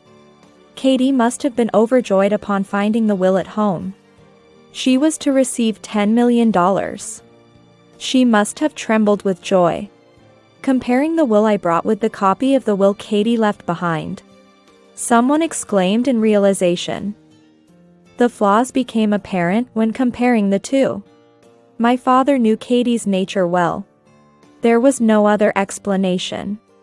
A year later, Tony and Katie suddenly returned to the country and came to my house. Seeing me eating in the living room, Tony raised his voice. "Hey. It's been forever, and the money still hasn't been transferred. What's going on?" "Transferred? What are you talking about?" In contrast to my calm response, Tony was getting angry and impatient. $10 million, $10 million. You said Katie was going to inherit it all, didn't you? Tony confronted me, but I easily dodged his accusations. Seeing my sister standing at the entrance to the living room, her face was filled with regret. "Sis, do you have the will?" Katie's face shot up as if struck. She rummaged through her bag and produced a will. Unmistakably in our father's handwriting, which clearly stated, Katie is to inherit $10 million, and Stacy is to inherit all the real estate.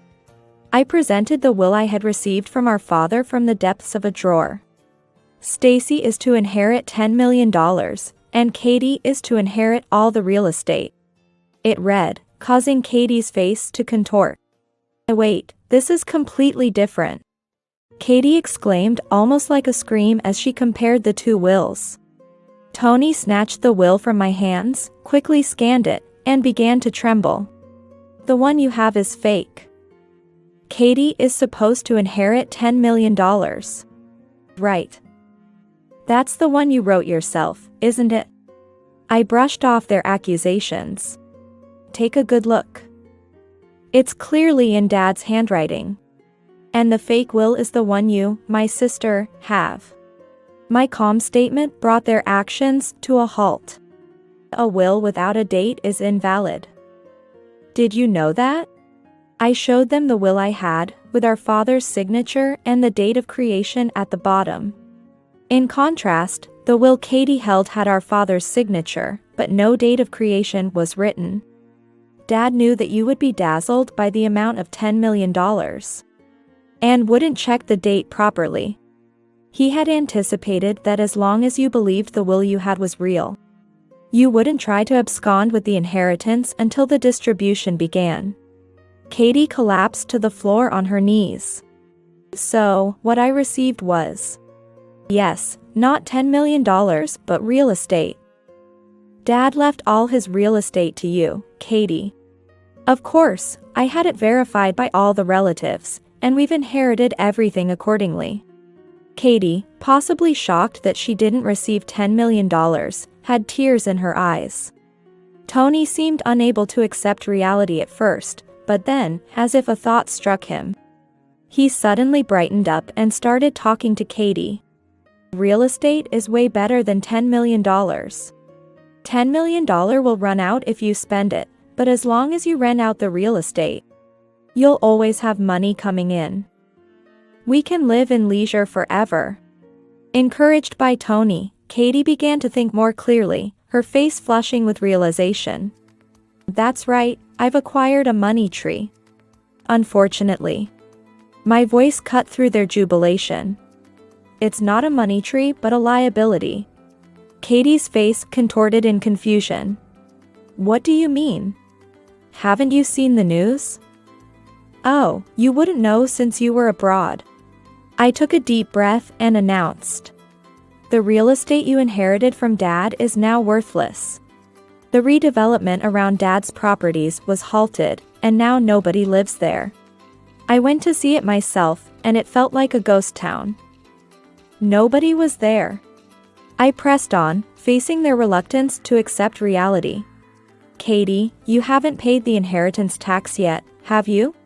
That is, you might even be charged a penalty for late payment. If that happens, selling all the real estate might not even cover it." The faces of Katie and Tony rapidly paled. "You're joking. And the debts in France." Katie finally broke down and cried. According to Tony, convinced that $10 million would be theirs, they had splurged on debts abroad. But a year had passed with no sign of the money being transferred. Only the repayment date for their debts was drawing closer. After being cornered, they hurried back to the country to check the situation. Tony, glancing at me from time to time, approached me with a cajoling tone. "Hey, don't you think we can start over?" I realized that I do love Stacy. I brushed off Tony's extended hand. In an instant, he was ready to abandon Katie. As soon as he realized $10 million would be mine, he flipped his stance. "I don't think we can start over at all. You're just after the money, aren't you?" No. I do love Stacy." "So, you lying about loving me more than Stacy was a lie?" Katie's eyes widened in shock as she confronted Tony. "Who would love a jobless, debt-ridden woman like you? That's terrible. You were deceiving me." Their argument escalated quickly, beyond any reasonable control. Honestly, I didn't know what to do. They no longer cared about me, as they were too busy hurling insults at each other. I wondered if I should tell them the truth. After a moment of thought, I spoke up. "Sorry to interrupt your argument, but..." "Oh, so you've decided to remarry me?" "No, that's not it. I just wanted to let you know that I don't have $10 million anymore. It's troublesome if you're counting on money that's no longer there." "It's gone?" Katie blinked in surprise, clearly taken aback. "I bought a condo that was scheduled for construction. The rest, I donated. So no matter how much you look, there's not a single penny left with me." The two stared at me in stunned silence. After inheriting $10 million, I promptly paid the inheritance tax and thought about what to do with the remainder. I could have donated it all. But it seemed a waste to part with everything my father left me without using any of it for myself. This spring, I bought an entire condo building that's scheduled to start construction near the station. I thought, unlike Tony, having real estate income would secure my future. The rest was donated to organizations for children who had lost their parents. I was fortunate because my father was a company president even though I lost my mother. But I know that's not how it works out for most people. Guilt, like sediment, settled within me from growing up in a privileged environment. Felt slightly alleviated. I can live on my own, with my earnings. I'm different from my sister who lived off our parents' home and Tony, who tried to ingratiate himself with the wealthy. They were crestfallen, but I had no intention of offering them a lifeline. Their situation was entirely of their own making. Well, my words were met with hopeful gazes. I won't say I'll help them out. Let's start with calculating the taxes. Then, sorting out the debts. Don't worry, we'll figure something out. My cheerful declaration was met with their looks of despair. In the end, the combined total of their taxes and debts amounted to $3 million. The real estate Katie inherited was practically worthless, barely fetching a price at sale. Even more troublesome was dealing with foreign lenders. It seems they went as far as coming to the country to collect, leaving the two constantly worried about their whereabouts being discovered. Moving from job to job across the country, they had repeatedly asked family and relatives for help. but everyone deemed it a consequence of their actions and refused to lend a hand. Naturally, there were practical reasons as well. No one wanted to attract the attention of loan sharks by carelessly offering help. Thanks to the purchased condominium, I remained busy at work but had some financial leeway. On my days off, I volunteered with children from single-parent families, leading a fulfilling life. Recently, there's been talk of me taking over my father's company. The person who succeeded my father as president has expressed a desire for me to take over. I've put off answering, citing a lack of experience. But I plan to take up my father's mantle once I've gained more experience and matured as a person.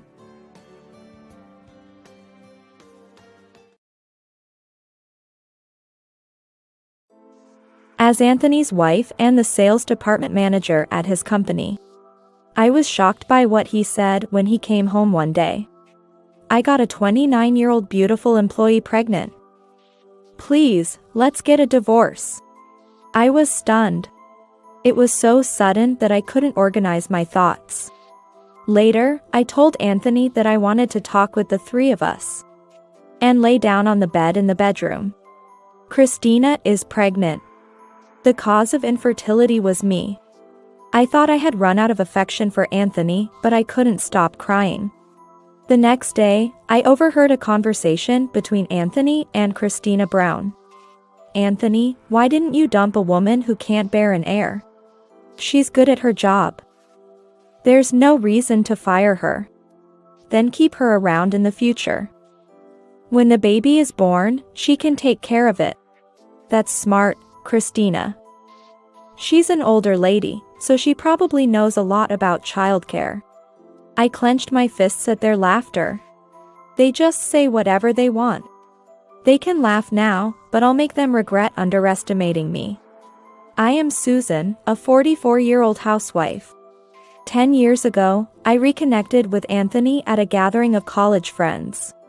Anthony is the only son of a well-known local company. He lost his father when he was young, and now his stepmother is the chairwoman. In college, I took the same lectures as Anthony. But I never got close due to the lively atmosphere around him, and feeling inferior because of our different backgrounds. However, upon reuniting, he didn't flaunt his wealth and was friendly and bright. Later, after dining together, he asked me out, and eventually proposed. My family is just an ordinary salaried worker's household. I was nervous about being opposed by the mother-in-law as not suitable for a bride. But when I visited Anthony's family, they easily accepted me. My university education in accounting, finance, and management, and my qualifications must have made a good impression. After our engagement, I joined Anthony's company and now work as the sales department manager. Growing up seeing my parents' loving relationship, I always aspired to marry. I believed that with someone I love, I could build a warm home. So, I never imagined that my happiness would be shattered just 10 years into marriage. At the beginning of our marriage, Anthony was very kind to me. With his extensive social circle, both professionally and personally, our weekends were almost always booked. Although Anthony's friends included men, women, couples, and married individuals, he interacted with them all appropriately. I was relieved that neither Anthony nor his female friends showed any behavior that could lead to misunderstandings. I admired Anthony's ability to interact without bias with singles, married people, and both genders, as I am quite shy. But over the years, Anthony gradually became colder. He frowned upon seeing me, sighed, and looked disapprovingly at the cosmetics in the bathroom. "Anthony, our wedding anniversary is coming up. I'll make a reservation at our usual restaurant." His response was sullen. "Can't you see I'm busy with work? I don't have time to go to a restaurant." "But you've always made time for it, no matter how busy." Anthony sighed deeply and said in exasperation, "If you want to go that badly, go alone." Still in a honeymoon phase? I was hurt by his harsh words. He must be tired and irritated, I thought. I sent him a tie from his favorite brand for his birthday, but he didn't appreciate it. Susan, you have no taste.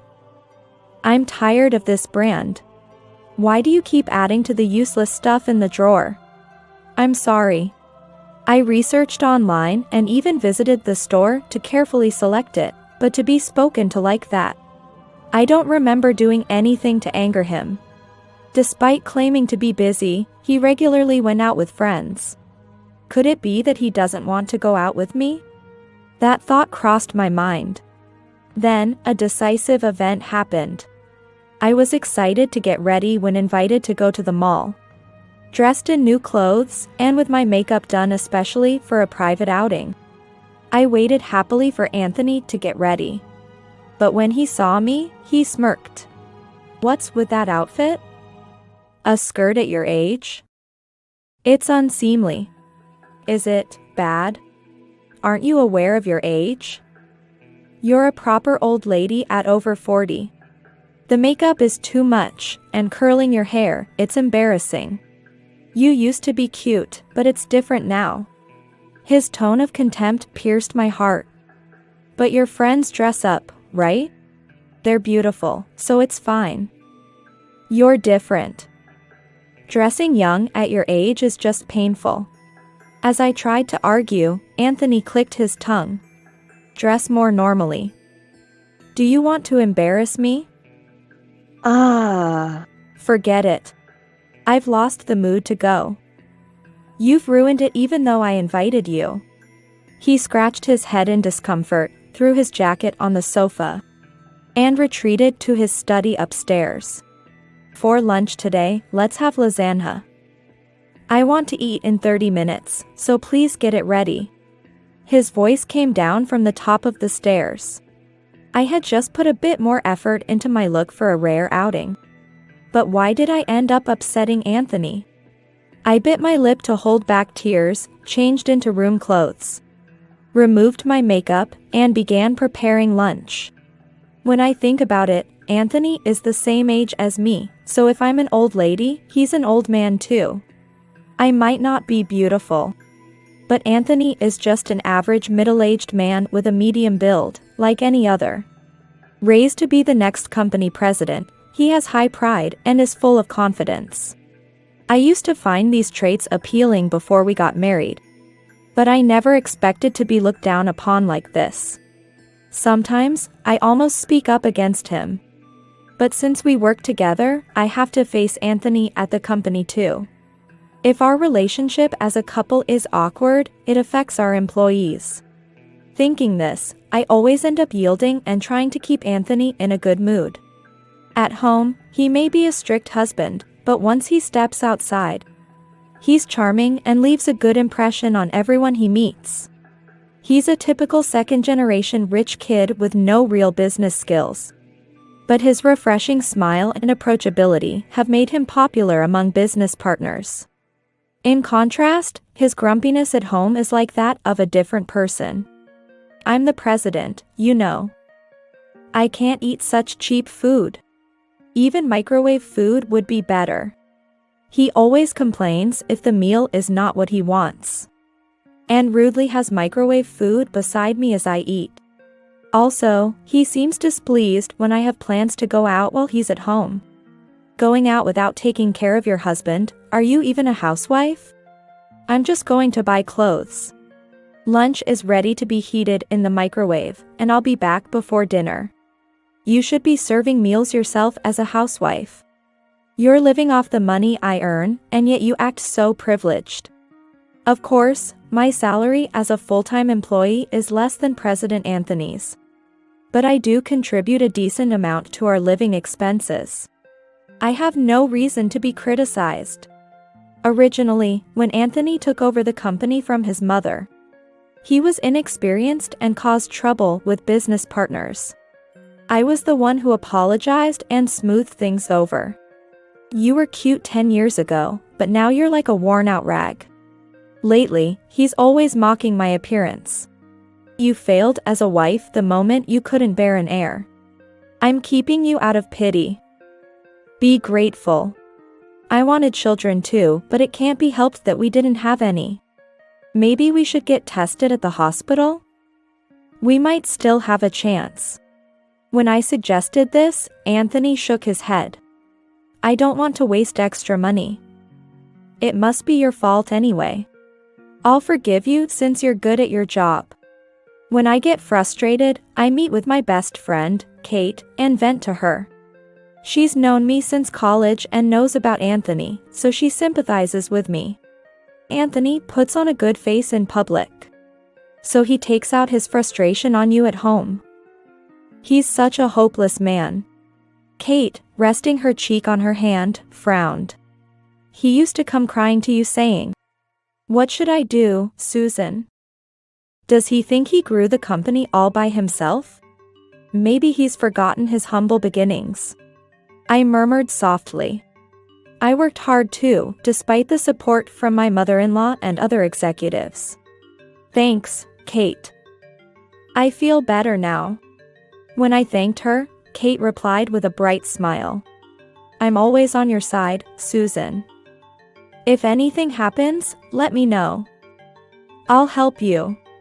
Her strong words lifted my spirits a bit. Lately, Anthony's behavior has been noticeably strange.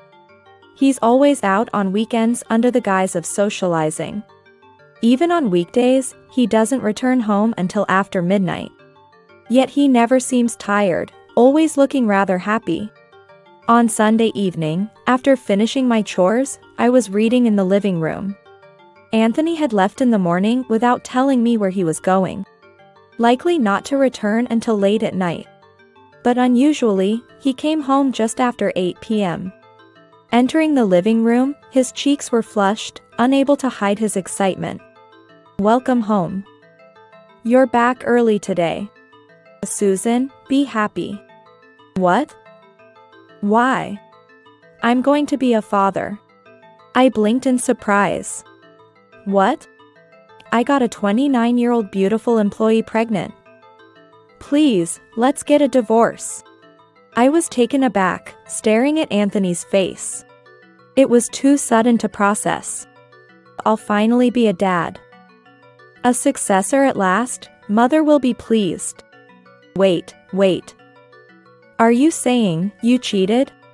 When I asked in astonishment, Anthony answered without remorse. Do you know Christina Brown from accounting? Yes, she's pretty. Right, beautiful and in shape. Still in her 20s, and she's good at her job too. Women are best when they're young. I knew Christina was beautiful, but it was the first time I heard she was competent. So, you're no longer needed. Let's get divorced. His blunt statement annoyed me. Over these 10 years, my dissatisfaction with Anthony has accumulated. And I have no attachment to our marriage. But I'm not so naive as to agree immediately. If he's been cheating, I'll have to demand a substantial compensation from both of them. I'm troubled by your sudden request. Can you invite Christina Brown to our house later? Let's discuss this, the three of us. After I said this, Anthony's voice became lively. Got it, I'll let her know. Watching Anthony's happy stride as he went to take a shower, I closed my book. I went upstairs to the bedroom and lay on my bed. I felt a sense of emptiness. I was more devastated by the fact that a child had been conceived than by the shock of the affair. Anthony had always wanted an heir. Of course, just because he wanted one didn't guarantee it would be a boy. But before that, I hadn't been able to get pregnant. If Christina was pregnant, it implied the issue was with me. Would Anthony and I have been happily raising a child together by now? If I had been able to conceive. I thought my affection for Anthony had long since run out. But I couldn't stop the tears from flowing. The next day, with swollen eyes, I went to work early and brewed myself some coffee to wake up.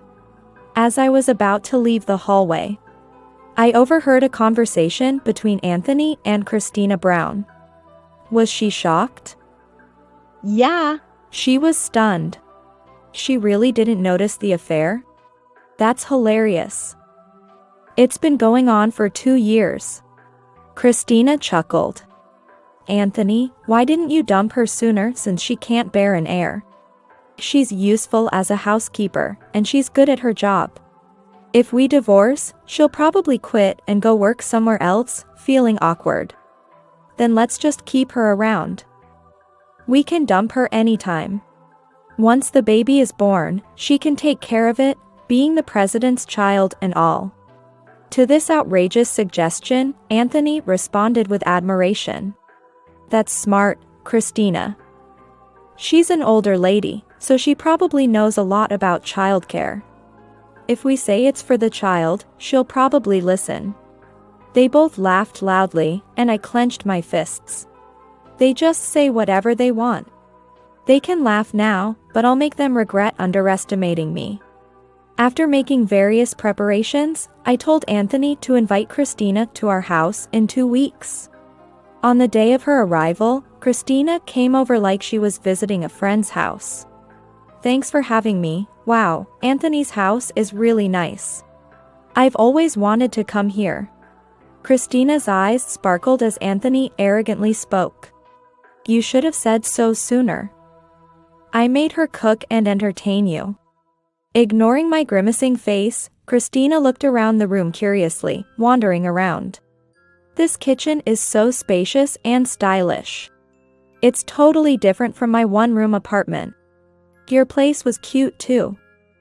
It felt like a young woman's home. Really? Can I see the other rooms, Anthony? To her brazen request, Anthony grinned and led the way. This is the guest room, and next to it is the sunroom. A sunroom? I want one in my house too. Oh, there aren't many houseplants. Such a waste of this spacious area.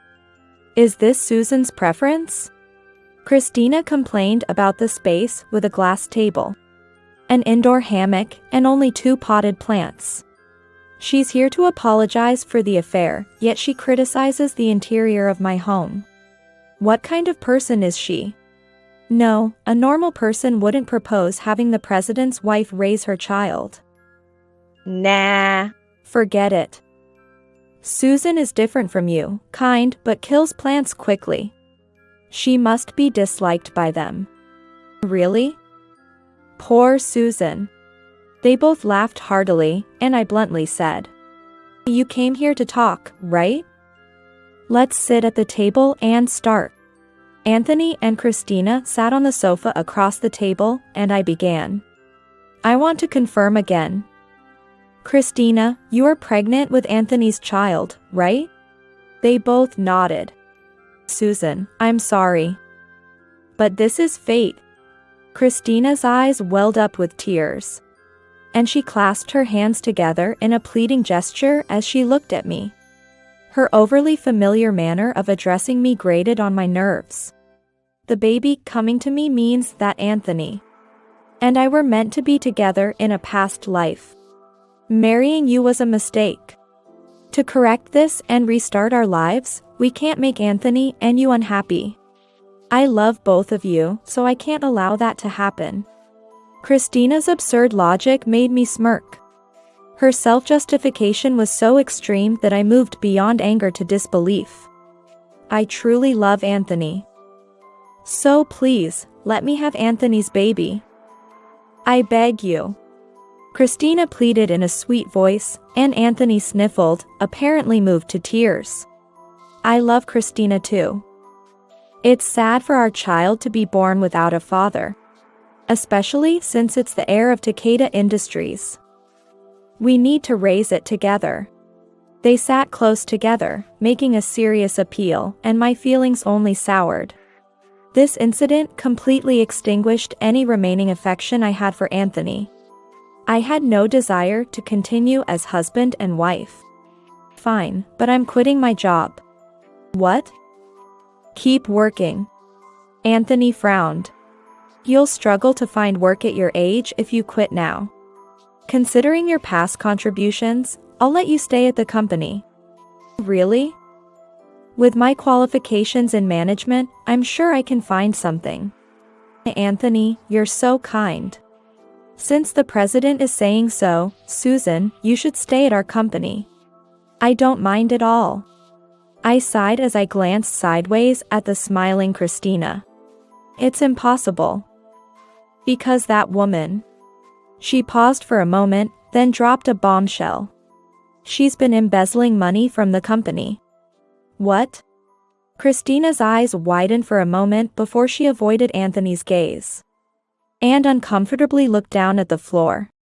What did you just say? Anthony was visibly shaken. I kindly explained. This woman has been pocketing entertainment and travel expenses. She'd fill in blank receipts with whatever amounts she wanted. As Anthony's face turned pale, I continued calmly. It's been going on for 2 years, and nobody noticed except for me. I finally discovered it after interviewing the relevant parties recently. I sighed as I spoke. Even though it's a family business, I thought I should cut ties with such a lax company. I'm sick of seeing your faces after the divorce, so I'm going to look for a job elsewhere. Stop making these baseless accusations. Christina's face contorted as she protested. Where's your proof? The chief accountant you seduced confessed everything to the executive director. Want to see the video? As I reached for my phone, Christina covered her face with her hands and started sobbing loudly. I'm sorry. My father's company went bankrupt, my mother collapsed from the shock and got a terminal illness.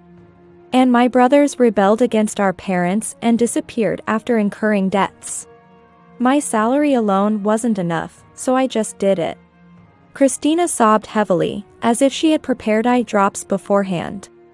Anthony was easily fooled and hugged her, looking somber. That's tough. You should have told me. I didn't want to trouble you, Anthony. I used all the money to pay off debts. I can't pay it back now. Anthony seemed to genuinely believe her blatant lies. Though she probably squandered the money herself. Don't say that. We're not strangers. Crying too much will harm the baby in your belly. How much was it? $20,000. Of course, you'll have to pay it all back. Depending on your attitude, I could also press charges for embezzlement.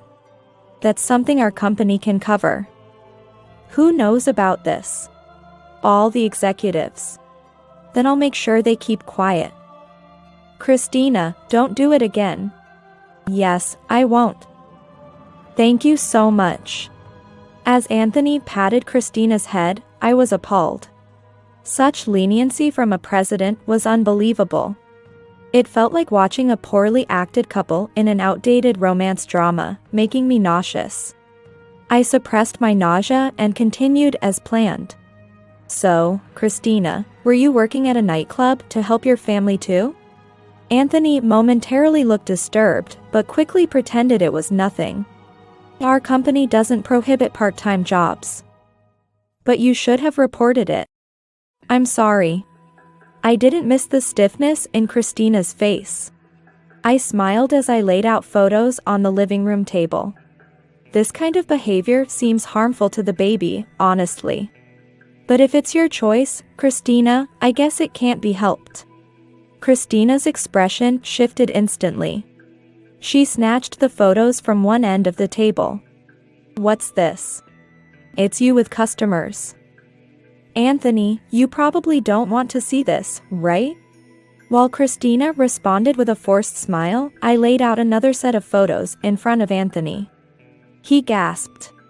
Understandably, as all the photos showed Christina entering hotels with different men, indicating intimate relationships with multiple men.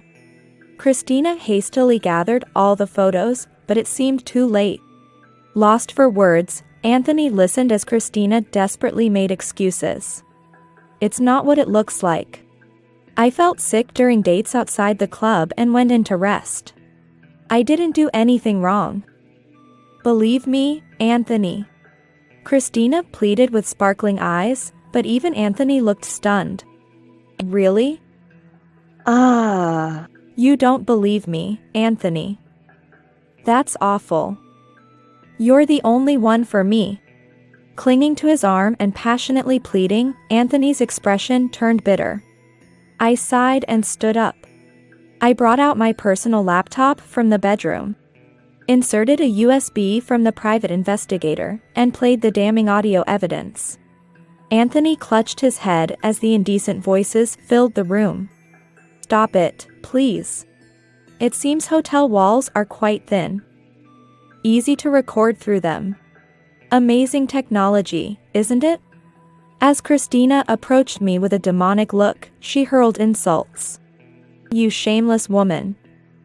Are you doing all this just to break us up?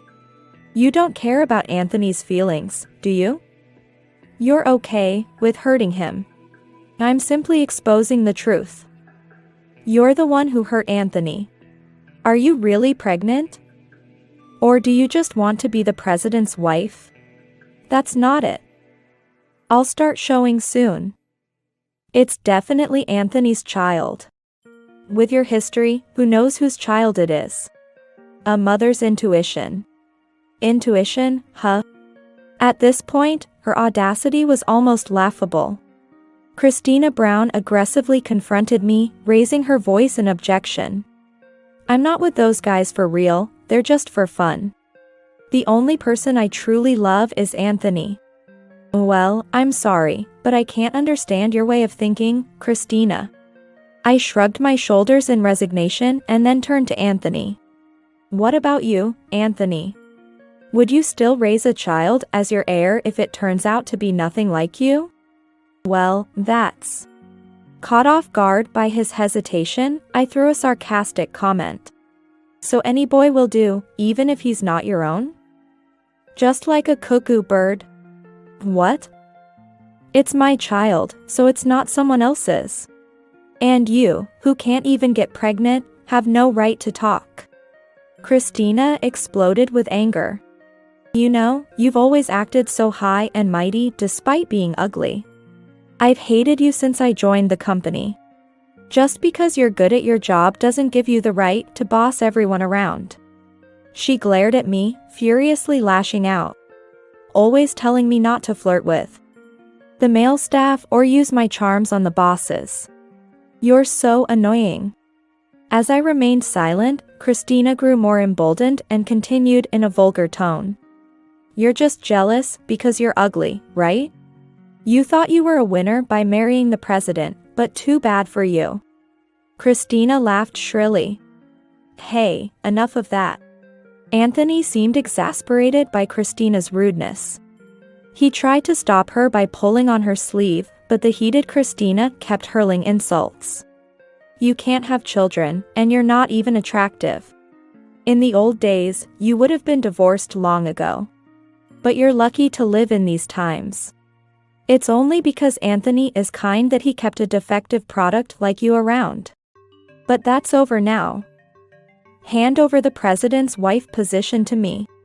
And go back to being single, old woman.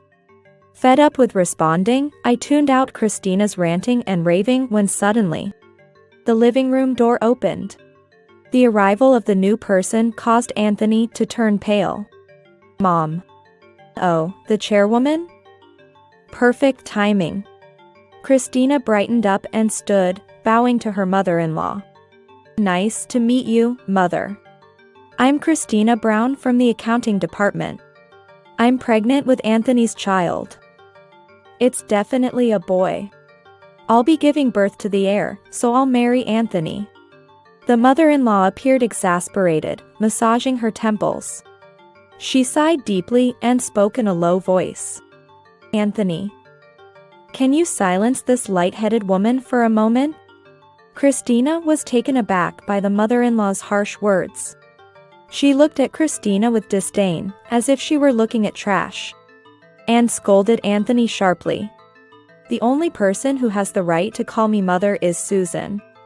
Anthony, it's because you're so oblivious that you let weirdos like this take advantage of you. Christina was confused but managed a forced smile. I mean, chairwoman. I'm carrying Anthony's child. I just know it's a boy. I'll bear a worthy heir to replace the incompetent Susan. Children are essential for the future of the company, right? However, the mother-in-law grimaced at Christina's desperate appeal and spat out. I don't care if it's a grandson or granddaughter. You want to be the president's wife after embezzling company funds? How dare you? But, Mom, Christina's family situation is complicated. Can't we overlook it just this once? The mother-in-law replied with a half smile. You silly boy. Do you really believe her story? She threw a document on the table, causing Anthony to look utterly dejected upon seeing it. So you had her investigated by a private investigator too, Mother. Oh, I see. I chuckled as I looked at the document. Your parents work for major corporations, and your brother is studying abroad. Your family is way wealthier than mine. So the embezzled money was for your personal use? Anthony stared at Christina in disbelief. She's been caught shopping in bulk at brand stores. It's more like she's in debt from credit card payments, right? The mother-in-law laughed through her nose. Also, the obstetrics and gynecology clinic she visits is run by my acquaintance. After explaining the situation, he told me she's not pregnant. What?